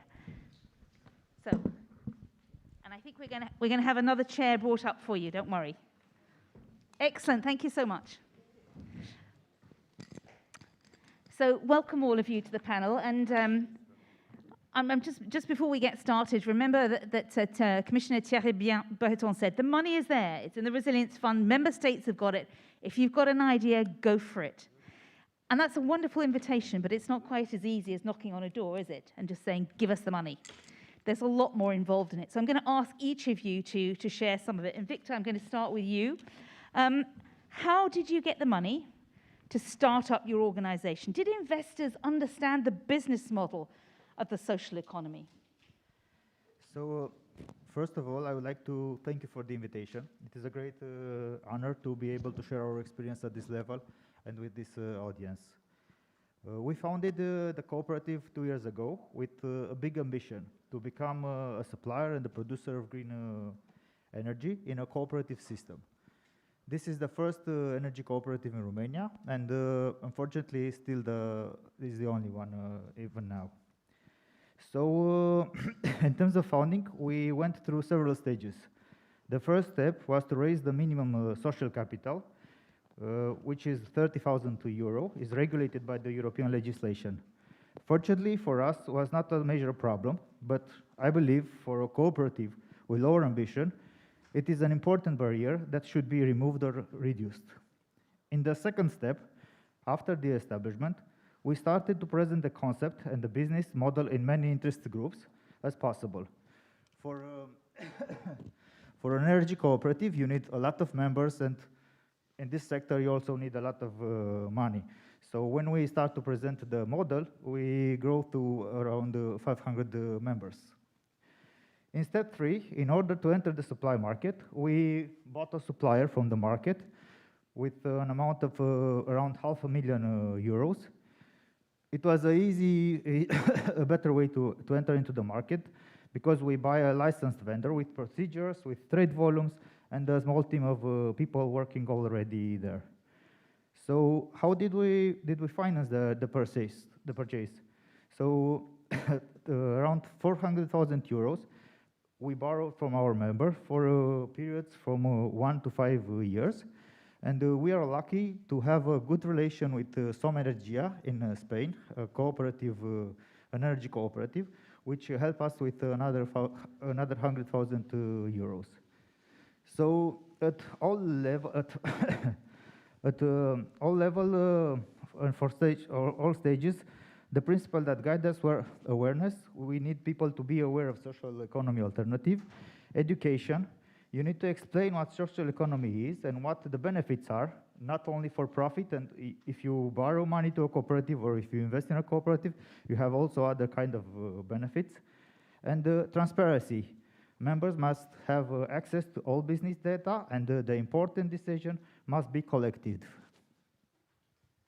Thank you very much, Victor, for explaining, how you found the funds to launch it, and also the relationship between bringing in a larger, more established cooperative elsewhere to share not just funding, but presumably experience and help get things off the ground.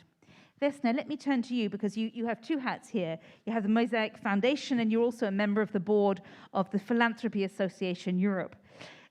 Let me ask you, looking at the bigger perspective around young people, and I think this is particularly important given that the impacts of the pandemic fall unequally in society. If we look back to 2008, the last time we had an economic crunch, young people lost out.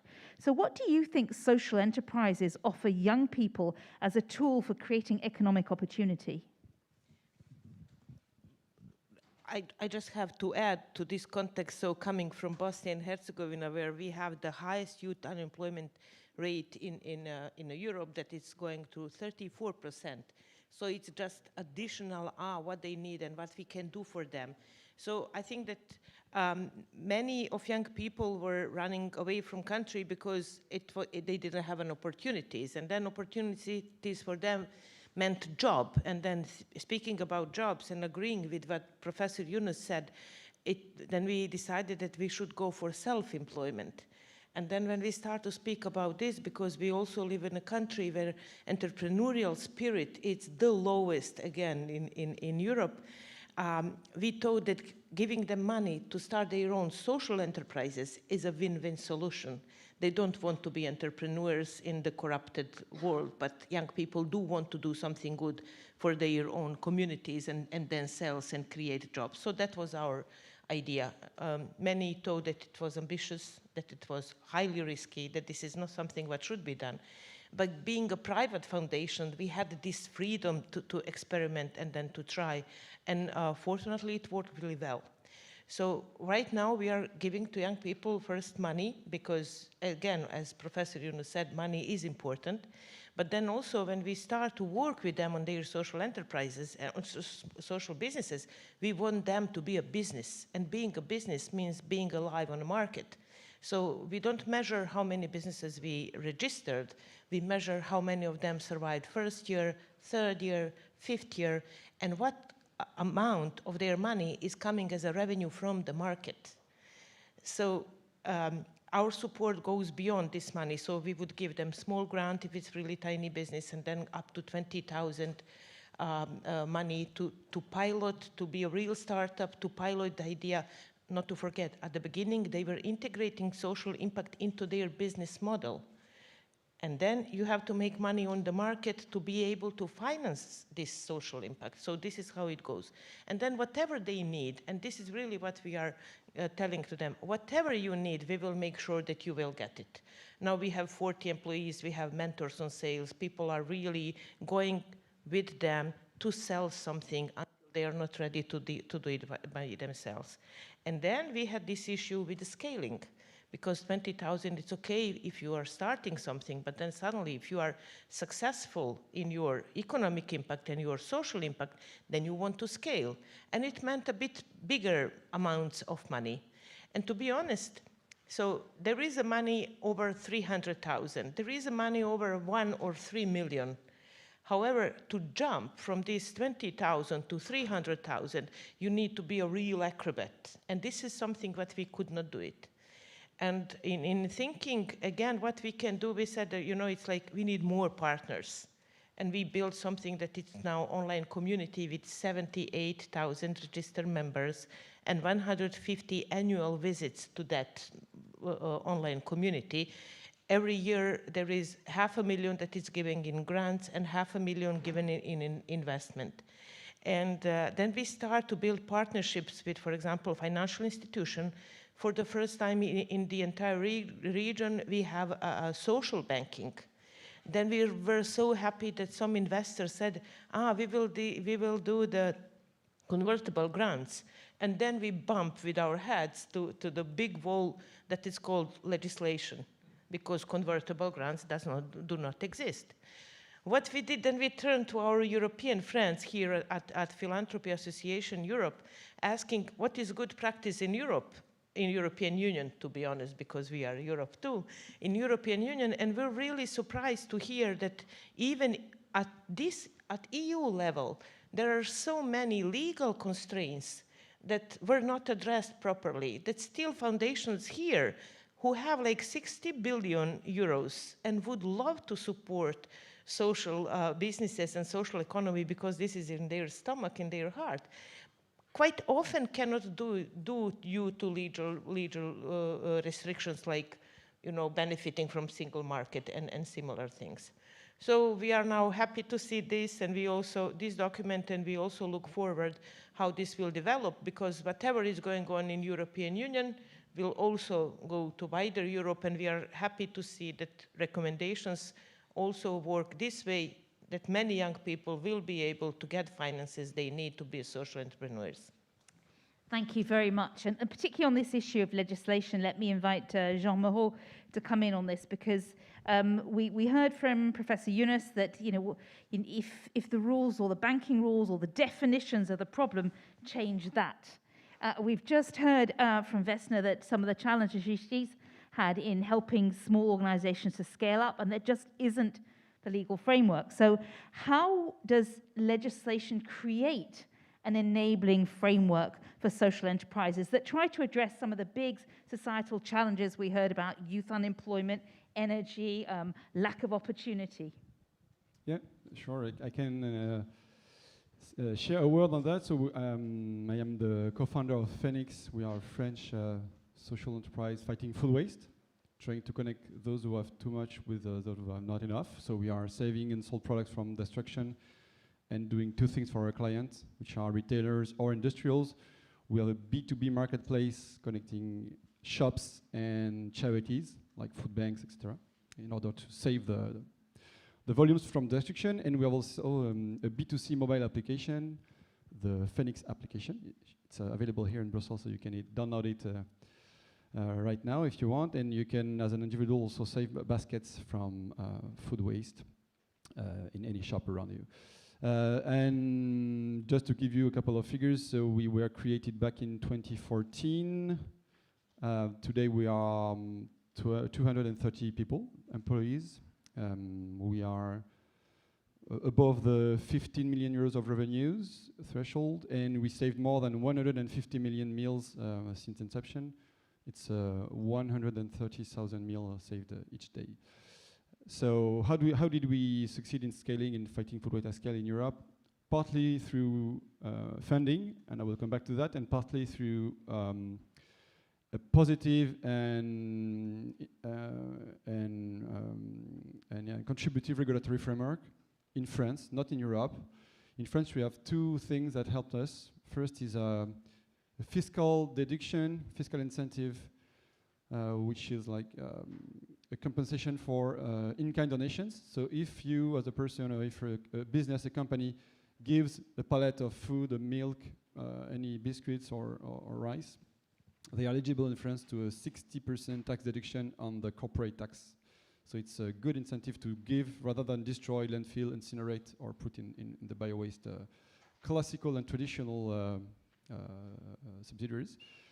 So that's the first hand of the regulatory framework that helped us. And the second one is not a positive one, it's more a reprehensive one. It's a law banning food waste in all the supermarkets above 4,000 square meters. And it's more recent. It was created in 2017. It's called la loi Garot in France, and it's just making sure that no product before expiration, so day -2, day -1, D-date versus expiry date, no product is destroyed or incinerated. And it must be given or sold at a discount to people in need or to people looking for additional purchase power. So we have those two aspects, a positive one, an incentive based on tax and fiscality, and another one which is this regulation banning food waste and making it illegal with a 10,000 euro fine per destruction. So yes, it did help us in France. We are still pushing the regulation to go from France to all the European countries, because France, for once in history, has 4 or 5 years in advance on a topic, and is clearly one of the leaders on fighting food waste. So we are very proud of it, and we should promote this example. And thanks to that, we had good results, and thanks to our good results, we could raise money. And how did we got financed? We raised more than 20 million euros, which is a significant amount in the startup in general, but in the social economy in particular, in 3 rounds. First round was a seed round, and then Inco and Aviva, the impact investors, backed us in 2017, so in the early days. And then more recently, we did a 20 million financing round with more London-based impact investors or traditional green tech funds looking into the impact. But we can, just three rows to conclude, what I can share with you with that, there is a big change between 2014 and now. We can see it. I mean, a lot of impact investment funds were created, or a lot of dedicated pockets within traditional funds for impact investments were created over the past 3 years. So yes, it's the day and night before versus 10 years ago. Secondly, there is still a disconnection between the appetite, the methodology, the risk profile of the traditional venture capital players and the more impact investors one. We work on 2 legs, so we can be sexy for a traditional VC fund because we have a technology component and we are a startup. So we could raise with any traditional VCs, and sometimes we have offers from them. And when we compare them to the offers received from impact investors, there is still a significant disconnection in terms of amounts, valuation, ambition. So we need, as a group, to decomplex ourselves and to be more ambitious and to have more leaders, more Doctolib, more BlaBlaCar. We can also create big champions. There is no, I mean, sport is beautiful and it's an option, but we can also create big companies fighting at scale, big problem. But I think that's probably what we need to do. More role models, more ambition, and more success stories to empower and to give energy to the new generations to show that it's possible. Thank you very much. Georg, let me bring you in at this point because your organisation benefited from some EU funding which helped you to scale up and do things. Can you tell us what difference it made getting an EU grant to how you worked and what you were able to do? Yeah, let me first describe what we are doing. We're a company that translates texts and videos and other digital content into sign language. And for that purpose, we use a self-developed avatar system. So it is an AI-based, 3D animation-based system that helps to translate partly automatically or semi-automatically digital content into sign language.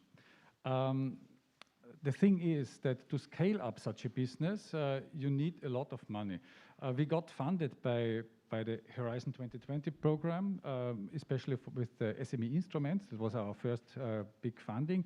And that enabled us to develop the whole technology system, to set up a very well-developed, qualified team, and to develop a minimum viable product that is ready for the market. To scale up, we were faced with a lot of demand of money. That is because sign language, you know, is in every country. If you want to change it to another country, you need another sign language. So there's a lot of additional costs. You have to digitalize the new sign language from the other country, or even if you want to change the domain. So we translate announcements in public transport systems, for example. It's a completely different task than to translate, for example, package leaflets of medicines. So if you just change the domain or you change the language, you have a lot of costs just to set up the new system. So therefore, we needed a lot of money to scale up, because to scaling up was part of our vision. Our vision is to make the whole digital content accessible for deaf people worldwide. So it's a big vision, and for that big vision, we need big money. So what we learned after the public funding, the grants from the Horizon instruments, but also we got some fundings from the EASI program. I think everybody here knows what it is.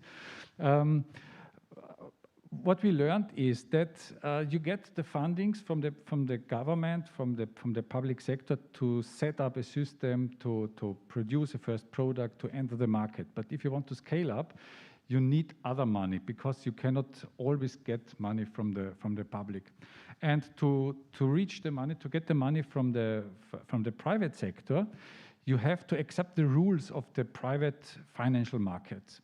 We heard a lot of visions and great ideas about alternative economic systems and financial systems, especially from Mohamed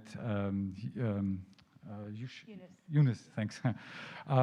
Very interesting theories, but we face a very different world in our environment. We face a world of investors, and even though we just address impact investors, or impact investors are also investors. And what does investor looking for? They're looking for, impact investors looking for a very high social impact. That's the one side.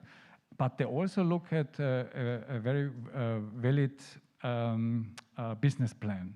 And that means you need a marketable product, a reasonable time to market, and reasonable profits. You have to offer this to an investor, otherwise you are not interested for them. Because all the investors also have their plans. They have to recoup their money. So what our learning was in these financial rounds, in the public financial rounds, was we have to be fit for the private capital market because our world works in that way. Especially if you want to scale up in big dimensions, as I described. If we entered a new language market, we have to make new digitalizations of new languages. Sign languages differ very strong to each other, and there's a lot of money we need because the organic growth is in that scale it's not possible. So that was our learning in the and what we also our profits from the funding. Thank you, Jean. I think you wanted to come in on this. Yeah, just one word. I do agree 100% to what you just said, and that's kind of a pity because we try to embody something alternative, and we end up with very traditional capitalist systems and schemes, and we sell capital and sell shares to traditional investors, and we get diluted, and we don't share the value so much with. So I think we could collectively try to have the full picture of what should be an alternative economy. And today, I mean, in the case of Phoenix, we ended up in a very traditional capitalist play, and that was not the plan initially. So that's we could have done things. I mean, we didn't. It was not possible to do it another way around. So it's, I mean, we heard the call from Professor Yunus, who said the EU needs to create a fund that's available that can, at scale, support social enterprises, and if necessary, change the rules to allow that to happen. It sounds to me, both Georg and Jean, you're both describing trying to fit what you do into the language of investors, and even if they're impact investors, they've still got a very hard eye on the bottom line and on the market readiness.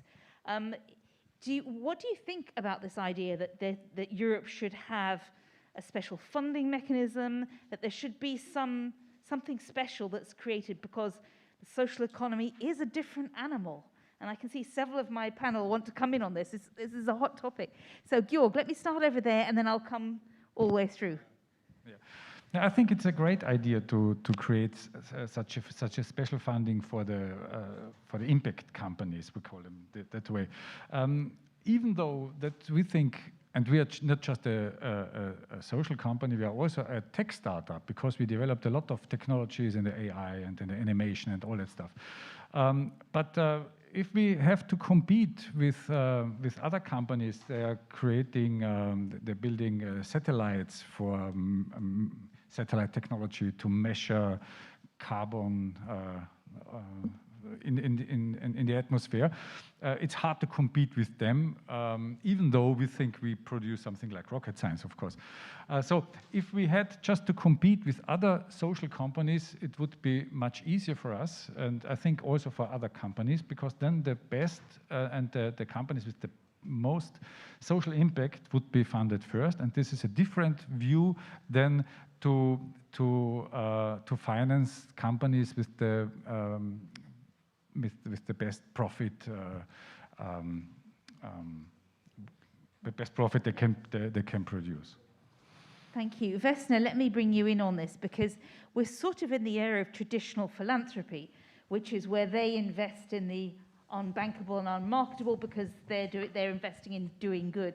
And that's, once they've made their money, whether it's an endowment fund or something else, whatever spare they've got under their charity giving, they invest in social enterprise. But we're talking about something quite different, a whole new category of funding.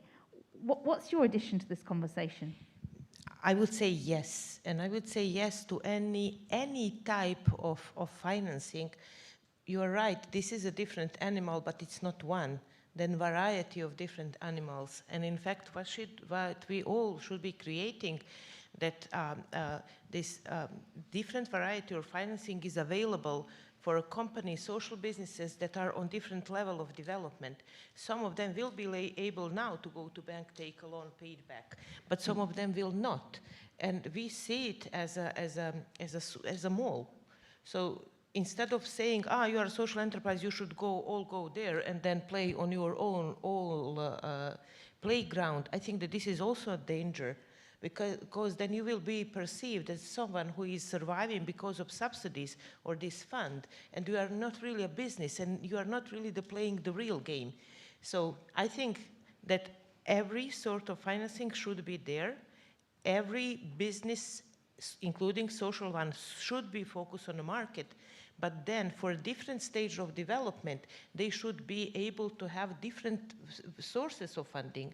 You, for your marketing, that puts you in such a big disadvantage and you are doing great impact, of course you should get grant or impact investment for this. But then later on you should be able to go on a market.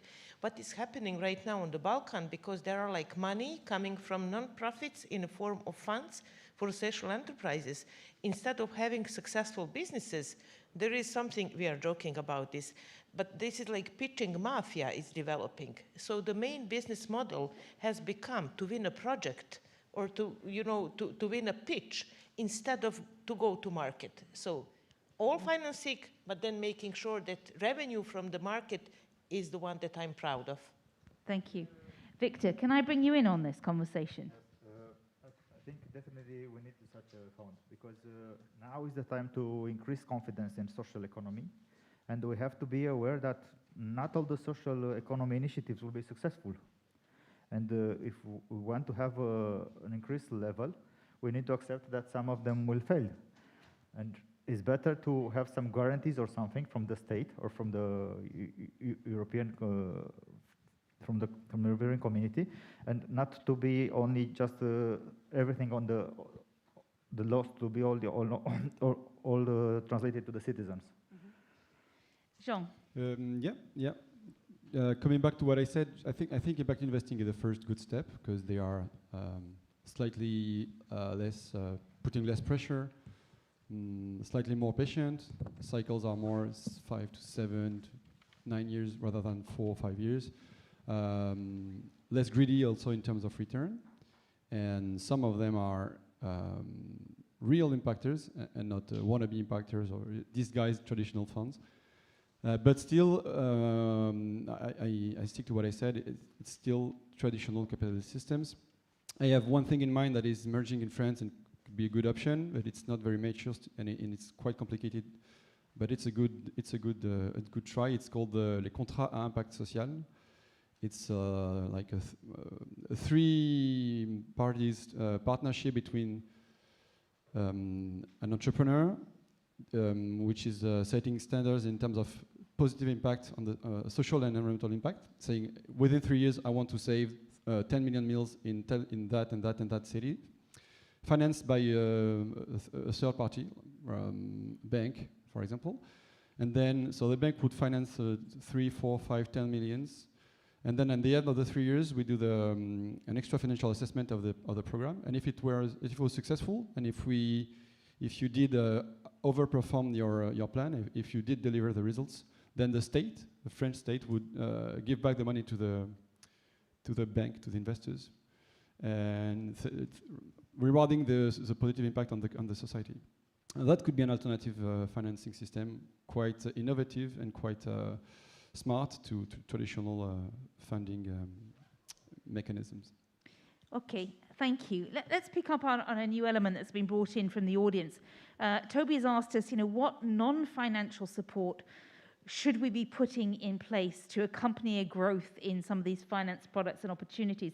Jean, you went through several rounds of, you initially had a seed funding, and then you had more money that came in.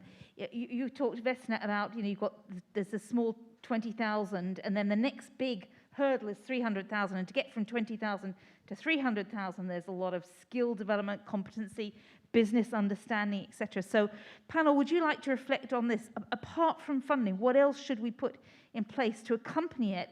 We recognize, Victor, that social enterprises like businesses will fail, but what can we put in place to accompany that? Vesna, do you want to come in on this first, and then Jean, I'll come back to you, and Georg and Victor. Gladly, because I think that we went all the path and we made all mistakes that are possible to make outside.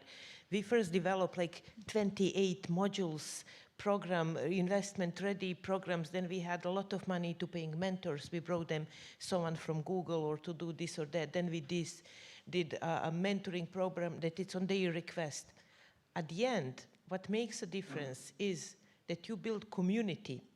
That instead of making sure that control is in our hands as a business support organization, that it's in our hands that entrepreneur has to go from point A to point B. If we succeed to build community, where sometimes someone who is just one step ahead will help her much more than any mentor we can bring from anywhere, and then make sure that they build trust, and they build an ecosystem of support when, of course, we'll be there and bring whoever can take them to the next step. But rather, I'm giving up of control in our hands with different mentoring programs, different training programs, and putting control in the hands of entrepreneurs. I now need this, and I don't need that. And for the next step, I need this. And then making sure that whatever it is, we will put it to the community. That really worked well. Then we blossomed. And what is important, all costs are reduced because. Thank you. Jean. I can make 3 recommendations. First is I would like to have the public entities as contractors rather than as subsidizers or finances.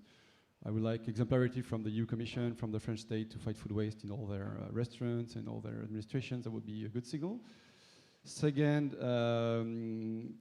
credibility through communication. It doesn't cost a lot for you to promote success stories for free, and it means a lot for us in terms of sexiness, employee brand, attract talents, attract consumers, and spread the message. So I would love to have this kind of support from public entities. And the third one would be, from my experience, the team makes a big difference. And when we are a social enterprise, at least in France, you subscribe to a rule which is called l'agrément ESUS, and you try to cap your salaries between 1 to 7. And during the first years, there is no problem with that, because 7 times the minimum wage still gives you firepower.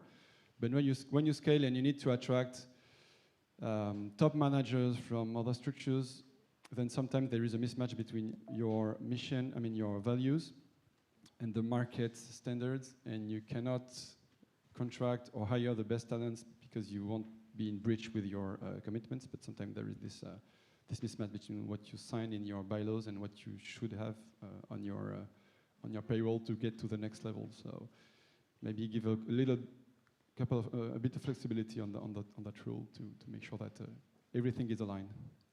Thank you. Victor. I think it would be very nice to have a platform where we can share our experiences, because we want to develop social economy in all the European states. And I will give you a very simple example. We started our cooperative in Romania. We have a friend in Spain who was the manager of Som Energia. He came with the idea. We went 3 people for 2 days in Spain, and then we built our own cooperative. It was very difficult to do the papers in Romania, and it cost a lot of money for us, and it took us 6 months. But once we did it, we can provide these papers, let's say, to other cooperatives for free. So that's why it would be important to share our experiences from different domains and to see how things works in different countries or different parts. And this not cost. We don't need fancy events or something. We just need to share our experiences. I think it would be great to have this in the future. Thank you. Georg. Yes, I can tell about our own experience. We made with non-financial support that came with the financial support together. So we could ask for very specialized consultants, and they brought a lot of very specialized know-how into our organization. That was very helpful in the past. And also, what was very helpful was the networking, because the financial institutions, they know a lot of companies. They know my customers sometimes better than I do, and they can give me the contact details. They can open the door, and this is very helpful.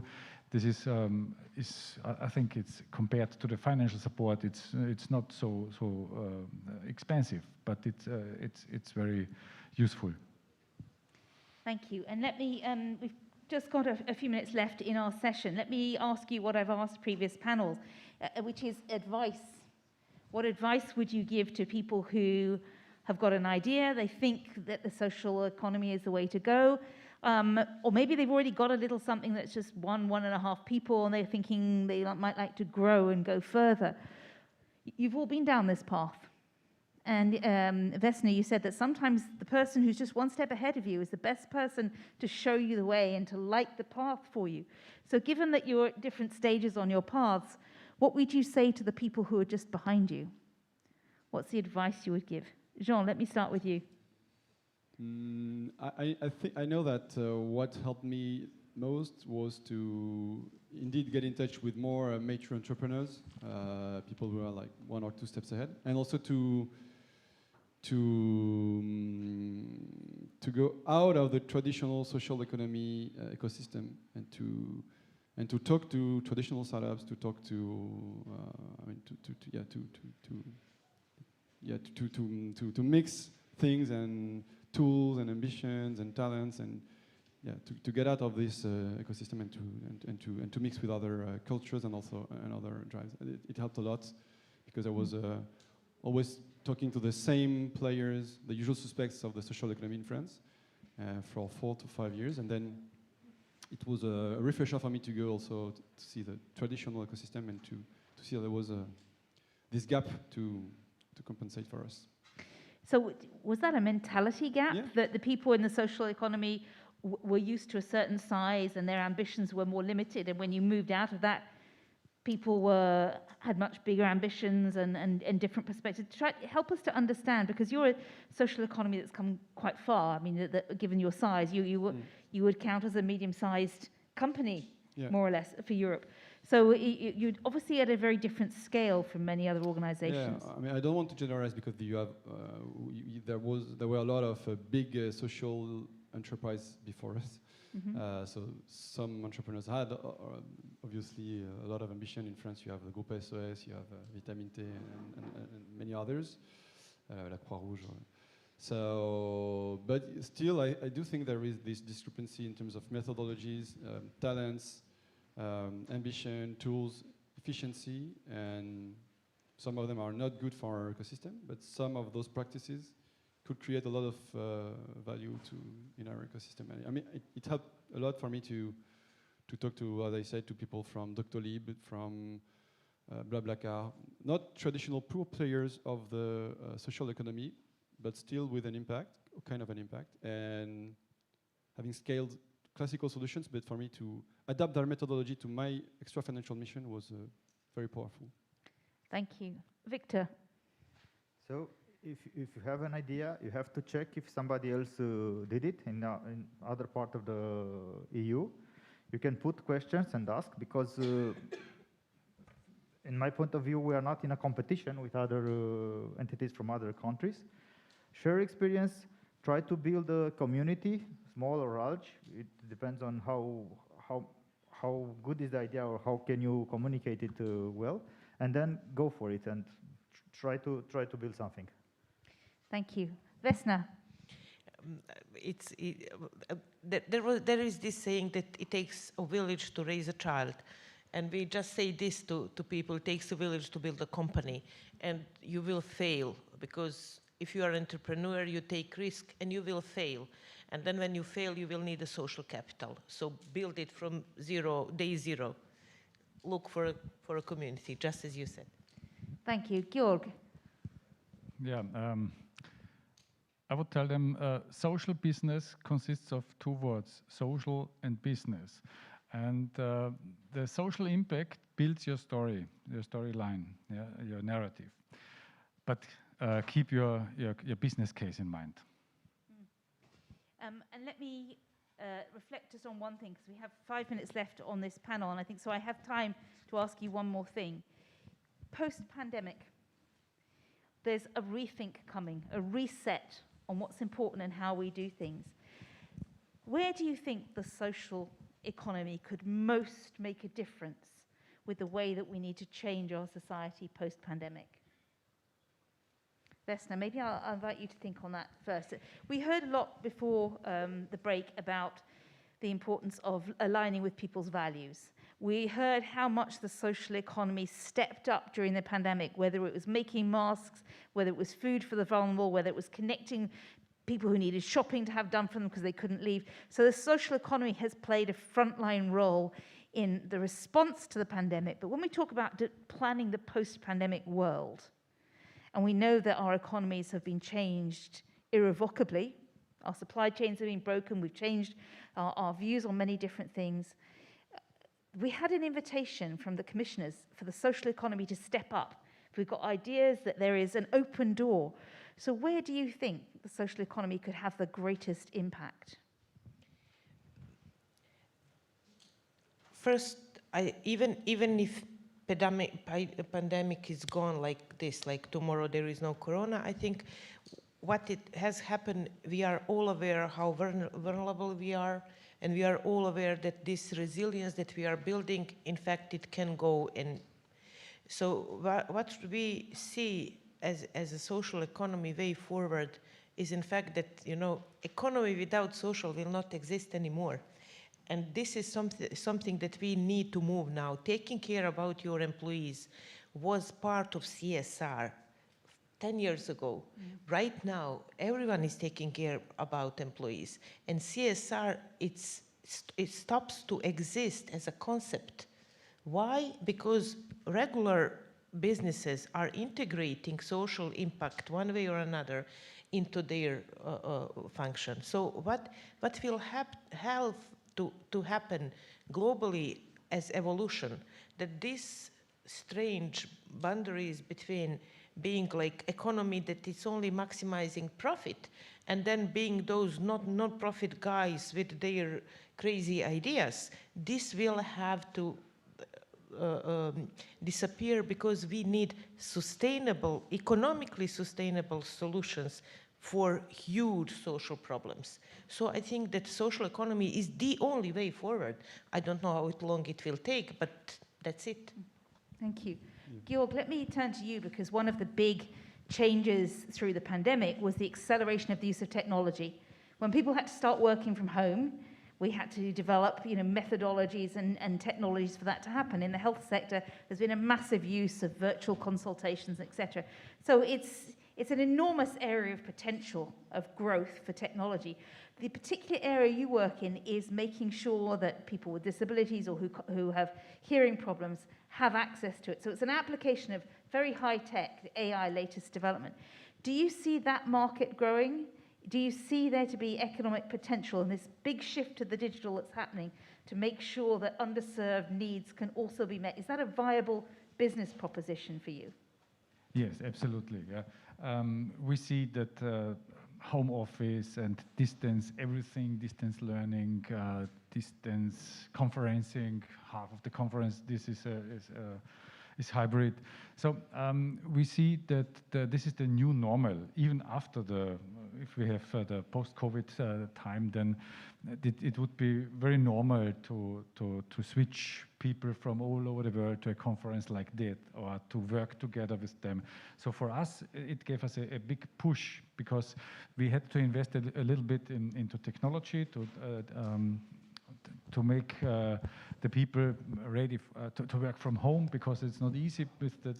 We work with a lot of volumes of data, but it works. And after the COVID situation, it still will work in that way. And I think we need half of the space of the offices and twice of the technology to connect people to the company's systems. Thank you. And just as you were speaking, saying we need half of the office, in my mind, immediately a big light went off and said, we need social enterprises to come in and see what can we do with this empty, unused office space. I mean, we have shortages and needs in other areas. I'm sure if we watch this space, we'll see a whole bunch of new social enterprises coming forward for that. Let me now turn to Jean and Victor. Two of our biggest challenges when we look forward on climate are energy and tackling food waste, because there's between 30 and 50% of our food is lost in the production cycle and in consumers' fridges. We won't meet our climate targets unless we get to grips with that, unless we can produce and manage and consume energy more effectively and more renewably. So to what extent do you think organizations like yours have the potential to be at the front of this, or are you always going to be at the back of the wave dealing with the bits that can't be dealt with by the big players? Victor. First of all, we need to have access to finance, same as the big players. If the the European Bank gives give a lot of money to big companies. We also need as small producers to have access to cheap loans and to be very easy to access, not to have a lot of bureaucracy behind. So this will help a lot. And I have to admit, now in the energy sector, as a small player, is not you don't have time to think too much because the prices are higher every day, and I'm not very happy to say, but I think after 6 months or 1 year, we will have only big companies in the sector and not small suppliers because they cannot survive this period. So it's not only about social economy and cooperatives in this sector, it's also about smaller players that they can simply just not survive. If we can have a look at the UK market or Germany, we will see this daily. We will read in the newspapers about a small supplier that goes out of the market. Thank you. Jean? Yes, it's a tricky question because I would love to say that we'll gradually replace the traditional waste management players like Veolia, Suez, but they are around $40 billion company, and we are 15 million, so probably it's also wishful thinking. So our first job is to show another way, another path, and show that it's credible and it's viable and it can scale. So probably not up to 40 billion, but it's scalable. But we also have proofs that it can happen. For example, in France, in the retail sector, we have Biocop, which is a cooperative model, and they are around 2 billion euros of turnover with more than 600 shops, and a real alternative and a credible alternative to traditional retailers. So I'm balanced between the two, just being the small pilot fish, showing another way, and the poil à gratter of the big players. But sometimes when my dreams are are crazy, I think, okay, we should be the new standard in the coming years, and we should be, we should be not the exception, but the norm. So let's see in a couple of years. Thank you, and I'm sure at a future conference you'll come back and tell us how well you've done. I'd like to say a warm thank you to our panel members, to Georg, to Vesna, to Victor, and to Jean. Thank you for helping us decode the issue of how you finance the scale-up. So thank you very much.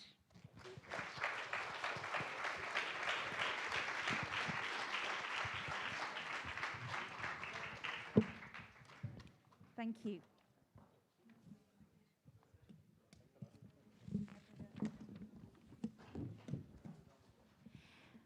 Ladies and gentlemen, please bear with us. We need a 5-minute break at this moment because we've got to connect in my next speakers who are mostly remote. So please bear with us just a few minutes while we take care of that.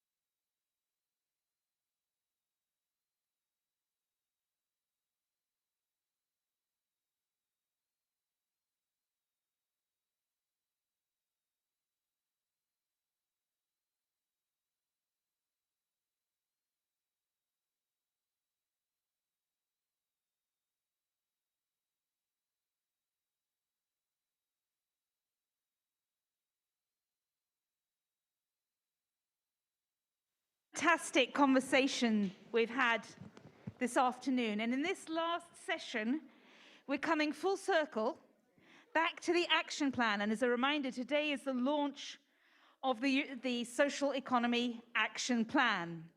And here we're going to look forward to see what needs to happen next. And there'll be a call for support for the implementation of the action plan. So I'm delighted to introduce to you the three speakers who are joining me on this panel. So I have Patrizia Toia, who is one of the co-chairs of the European Parliament's Social Economy Intergroup.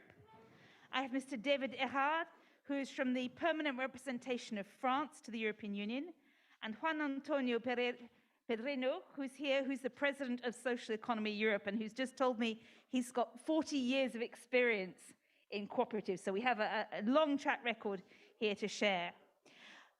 I warned you that we were going to use French and Spanish in this session, so I do hope those of you who are here, you've picked up a headset.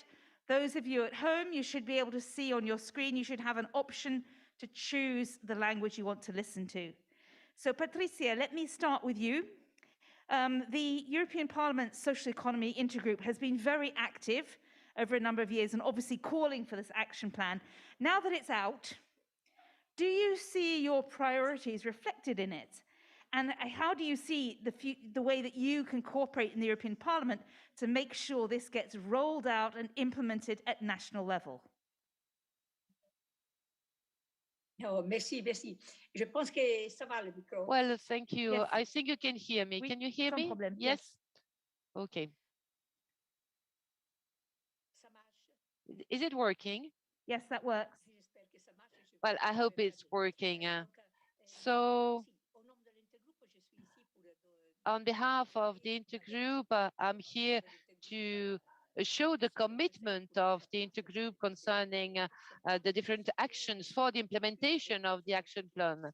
We are very much convinced. So on behalf of the Intergroup, I'd like to thank Mr. Schmidt and the whole of the European Commission, but more particularly Mr. Schmidt, because when we talk with him, we see that he loves what he does. It's not only a job for him, it's an official job, but it is something more for him. And I think that when a politician, man or woman, does something that he loves and that he believes in, I think that he or she is the best person for that job. And I'm quite sure that this plan is not going to be just a document or an initiative that's going to remain on the table. And I'm sure that it will have practical consequences. And it is a new page that's been turned. It's a new way, a new phase. And I would also like to thank Mr. Schmidt because he referred to a meeting that took place in 2006, more or less, that happened in Italy. It was a big meeting that was organized by Mr. Luigi Bova, and I think that he's listening to us.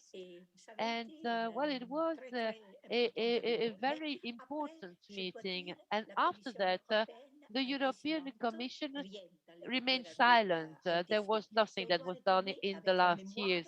And so we have to go back to Mr. Barnier, Mr. Andor, Mr. Tajani to remember initiatives on behalf of the Commission in that field. So as I said, a new page has been turned. It's open for us, for our activity. Now, 2 points I'd like to mention, and I'm going to be very brief because we've heard already many things, and I think you have to judge as all this information.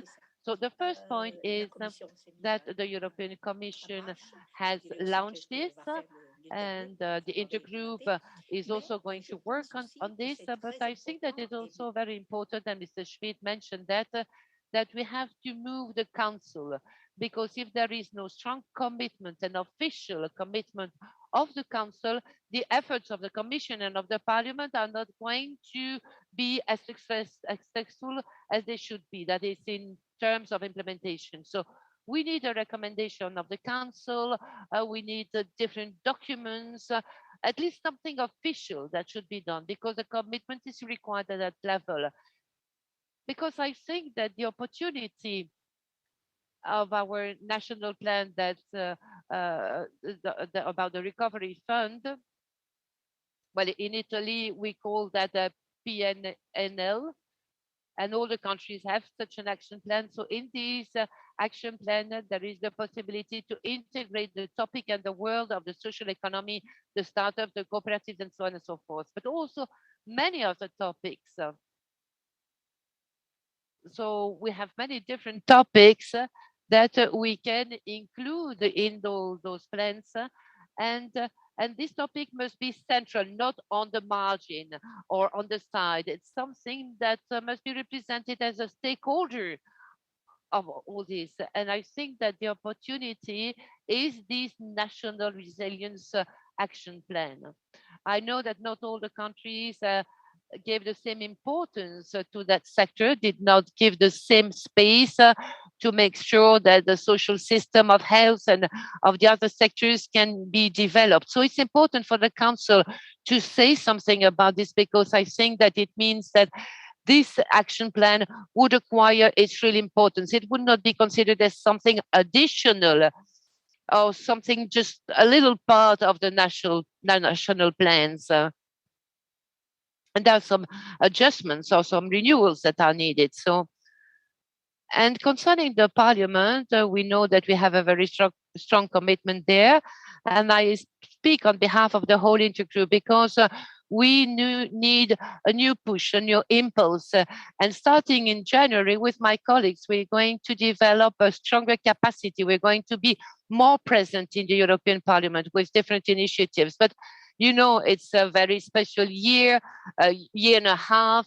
We've had to work differently, so it was more difficult to be influenced in the European policy. But at the same time, alongside the work of the intergroup, we have colleagues who've also worked. We have in the ECO committee, for instance, the impact committee, and in the legal committee, we have reports from different members, but also, well, they refer to specific things, the legal framework, for instance, or the philanthropy and so on and so forth. So we cannot already talk about a 360 degrees vision, but we are pushing those topics.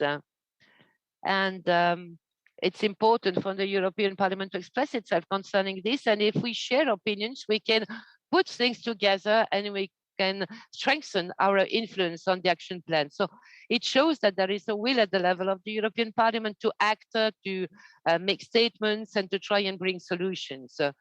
And in January, the first meeting we will have will consist in a debate with the colleagues of the Commission that are preparing their initiative reports to discuss about our contribution, and we share about the contents, of course. The action plan is referring to main topics, but we can be engines, we can be driving forces, we can do things in the European Parliament to give legs to this plan, because we want this idea to become a real program, a concrete program. And so that's the first part, the tools. We have to consider that the tools that we can develop are very important, so that we can translate those ideas and those proposals and those intentions into something concrete. We must very concretely support, and in the right direction, the world of social economy and the entities of the social economy.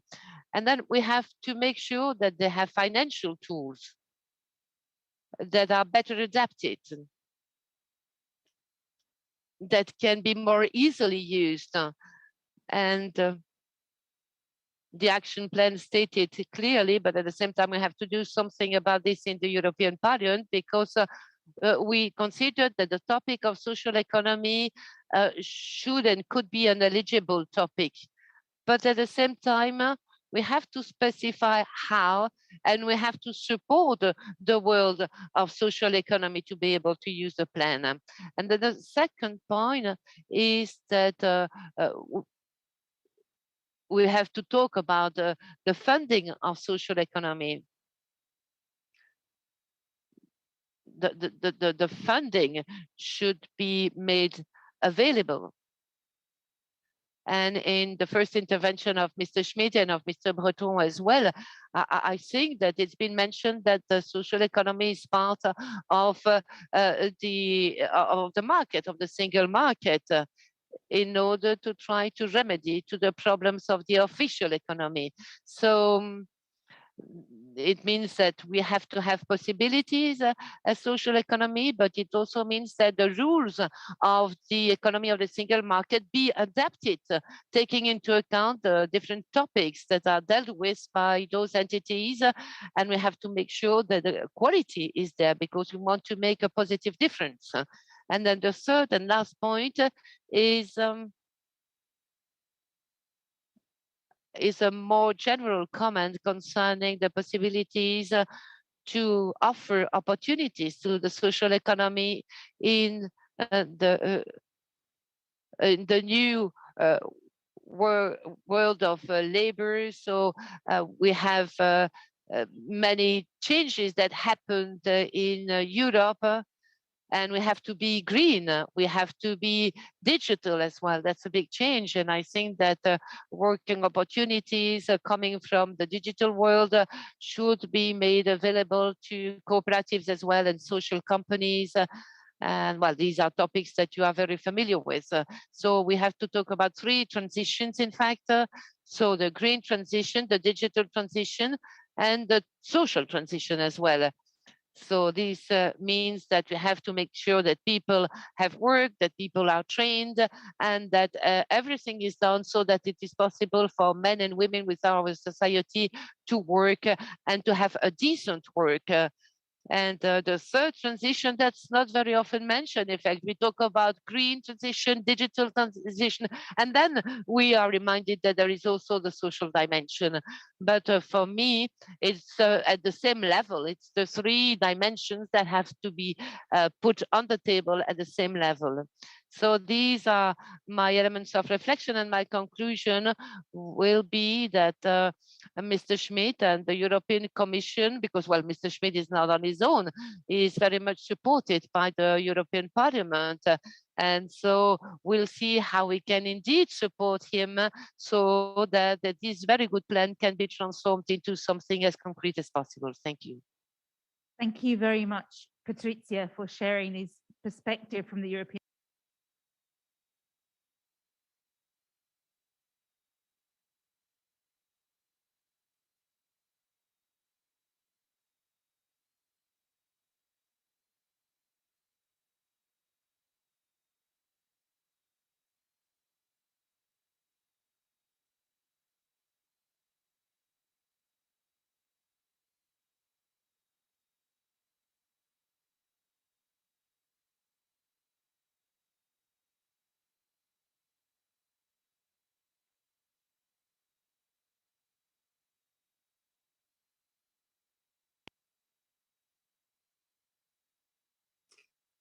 Thank you very much.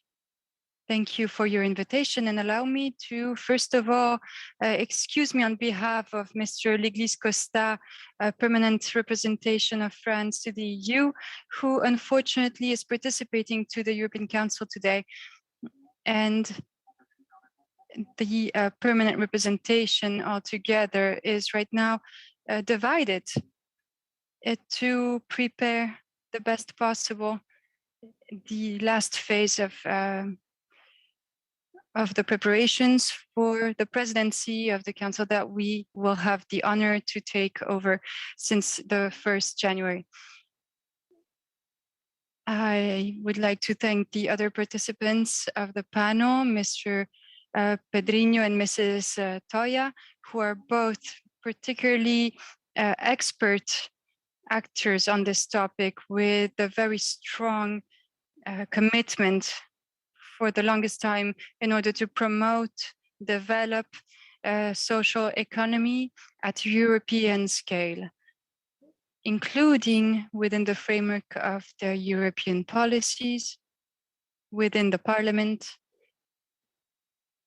and the presentation of the action plan in this framework for the social economy by the European Commission is a very positive sign of the political will of Commissioner Schmidt, whom we thank for his personal commitment and for the commitment that he has been showing us as commissioner. And obviously, it is a very positive signal also from all of the Commission, because this communication on an action plan for social economy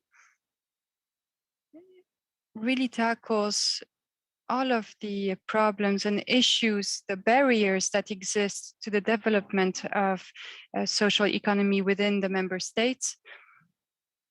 And it designs some possible solutions on European scale that need to be implemented with the will of member states, with concrete initiatives on local, regional, and national levels. We share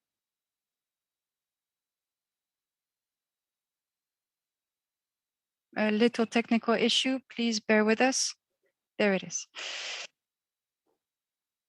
We share the remarks made on social economy on European scale. France has a certain experience as other member states.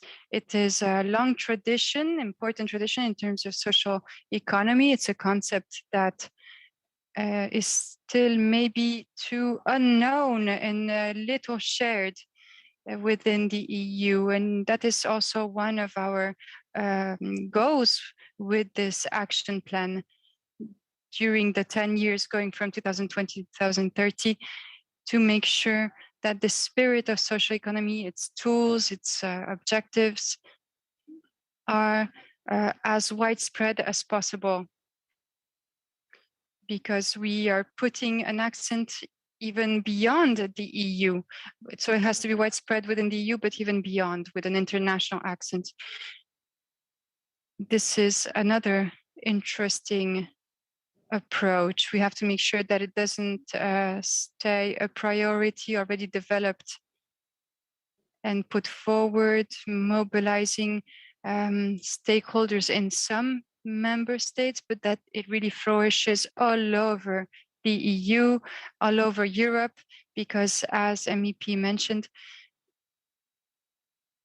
it's really linked to all the ecosystems with proximity and social economy that are recognized within the industry of European economy. And with this, they play their role within the transitions, the environmental transition, the digital transition, and the climate transition that are already ongoing in many countries. So it represents an opportunity to anticipate and accompany these deep changes that our societies are facing. In France, social economy is a big part of the GDP. I think we mentioned 10% of the GDP in France, and that is an important part of the employment share as well, in particular, the professional requalification of vulnerable citizens. We know all of their contribution, of their diversity within the economy, and the possibilities of social economy to diversify and keep vulnerable people and people who are facing personal and societal difficulties, to keep them in the employment position. Everything that has been said is perfectly consistent with the priorities that will be at the heart of the French presidency during the next semester. So MEP Toia also invited the Council to take up this challenge with specific actions to implement this action plan. I think that everyone who has spoken today have their part of responsibility, and everybody at the Council also will have to tackle this task for the French presidency, but also the following presidencies. And unfortunately, each presidency only lasts 6 months, but we will be able to work with our partners who will be members of our trio of presidencies in order to ensure continuity within the Council so that the Council can truly implement this opportunity and initiative to make sure that member states can favor social economy. And we expect the Commission and the altogether stakeholders and social economy stakeholders, as well as traditional economy stakeholders, contribute to feed the content of these recommendations offered by the Commission and adopted by the Council. And regarding this, and this will be my concluding point, the French presidency welcomes all of this debate and reflections and this action plan, and will promote it during an event co-organized by France with the European Parliament, the Social and Economic European Committee, the European Commission, and the Strasbourg City on 17 and 18 February 2022 in Strasbourg. And the title of this event will be Social Economy, the Future of Europe. This truly reflects the opportunity that we see for social economy to become, to see its barriers lifted and deploy its full potential in terms of creating jobs and answering all the challenges in terms of environment, society, and economy. Obviously, all the representatives and participants will be invited, as well as the ministers of all member states that are in charge of creating national policies in favor of social economy, and Olivier Grégoire, our state secretary in charge of solidarity, solidar economy in France, will organize a ministerial meeting to try to gather the propositions and priorities of the different member states in order to offer a contribution to social economy on a European level within the implementation of this action plan.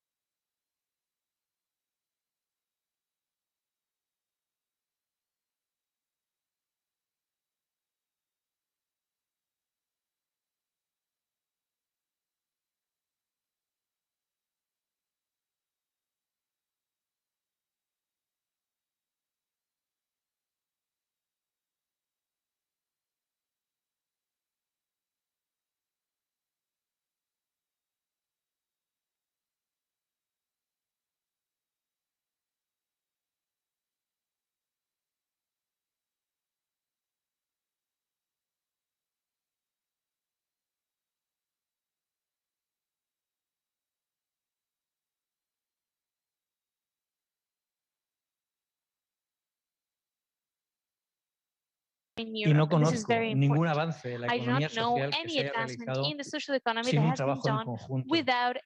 Habría que recordar la declaración del Consejo de Ministros de 2015, donde por primera vez todos los gobiernos de la Unión Europea deciden que la economía social es un elemento clave para el futuro de Europa. En ese punto el comisario Schmit era ministro de Luxemburgo. Ese fue uno de los puntos principales. Para que este plan de acción vea la luz hoy, han tenido que contribuir muchas instituciones y muchas personas, el comisario Schmit, el comisario Breton, los equipos del comisario Schmit, Breton, el Parlamento Europeo, el Intergrupo de Economía Social, el Comité Económico y Social Europeo, el Grupo de Expertos, los gobiernos de los países que están implantando medidas de economía social en cada uno de los países, Francia, Portugal, España, y sobre todo hemos tenido que poner en marcha para llegar aquí muchas conferencias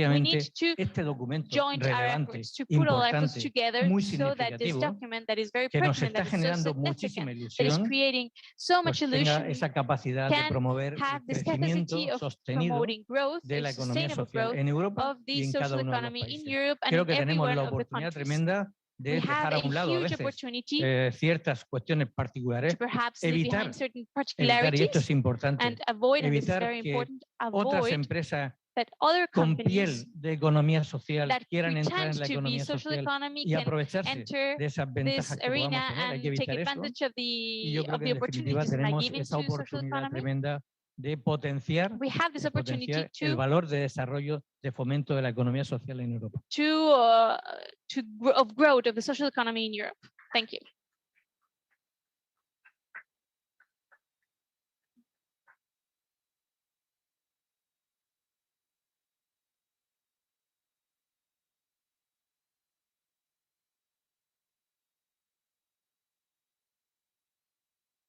So it needs to have support, both financing, legal and recognition and status, but it also needs to take courage and to accept the responsibility to step up and take its rightful place in the shift and the change of the economy that we're going to be seeing in the post-pandemic era.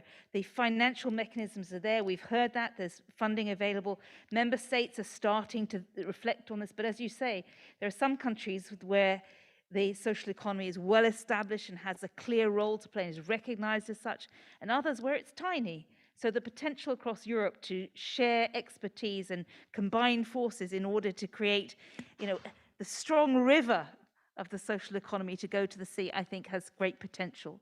So thank you to Juan, thank you to David and to Patricia for sharing this final panel where we looked at how to take the initiative from the European Commission, the action plan that was launched today, and turn it into something living that can be taken forward by all stakeholders. We've come to the end of our time today, and it's been a wonderful afternoon. I've been deeply inspired by some of our social entrepreneurs sharing their stories.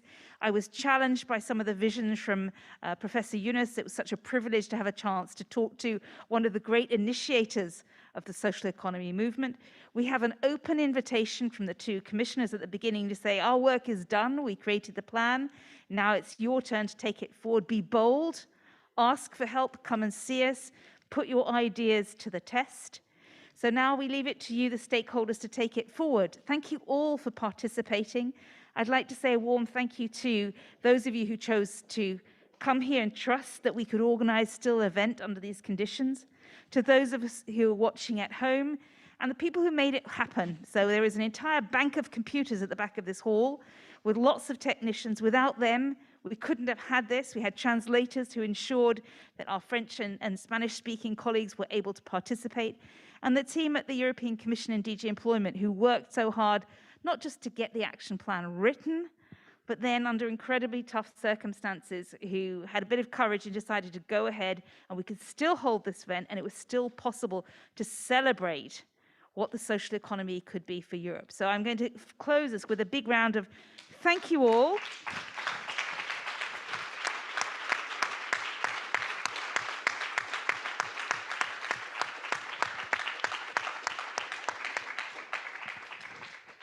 And at the invitation of David, our next rendezvous will be Strasbourg in February to see how we take it forward. So thank you, be safe, and see you in 2022. Happy holidays.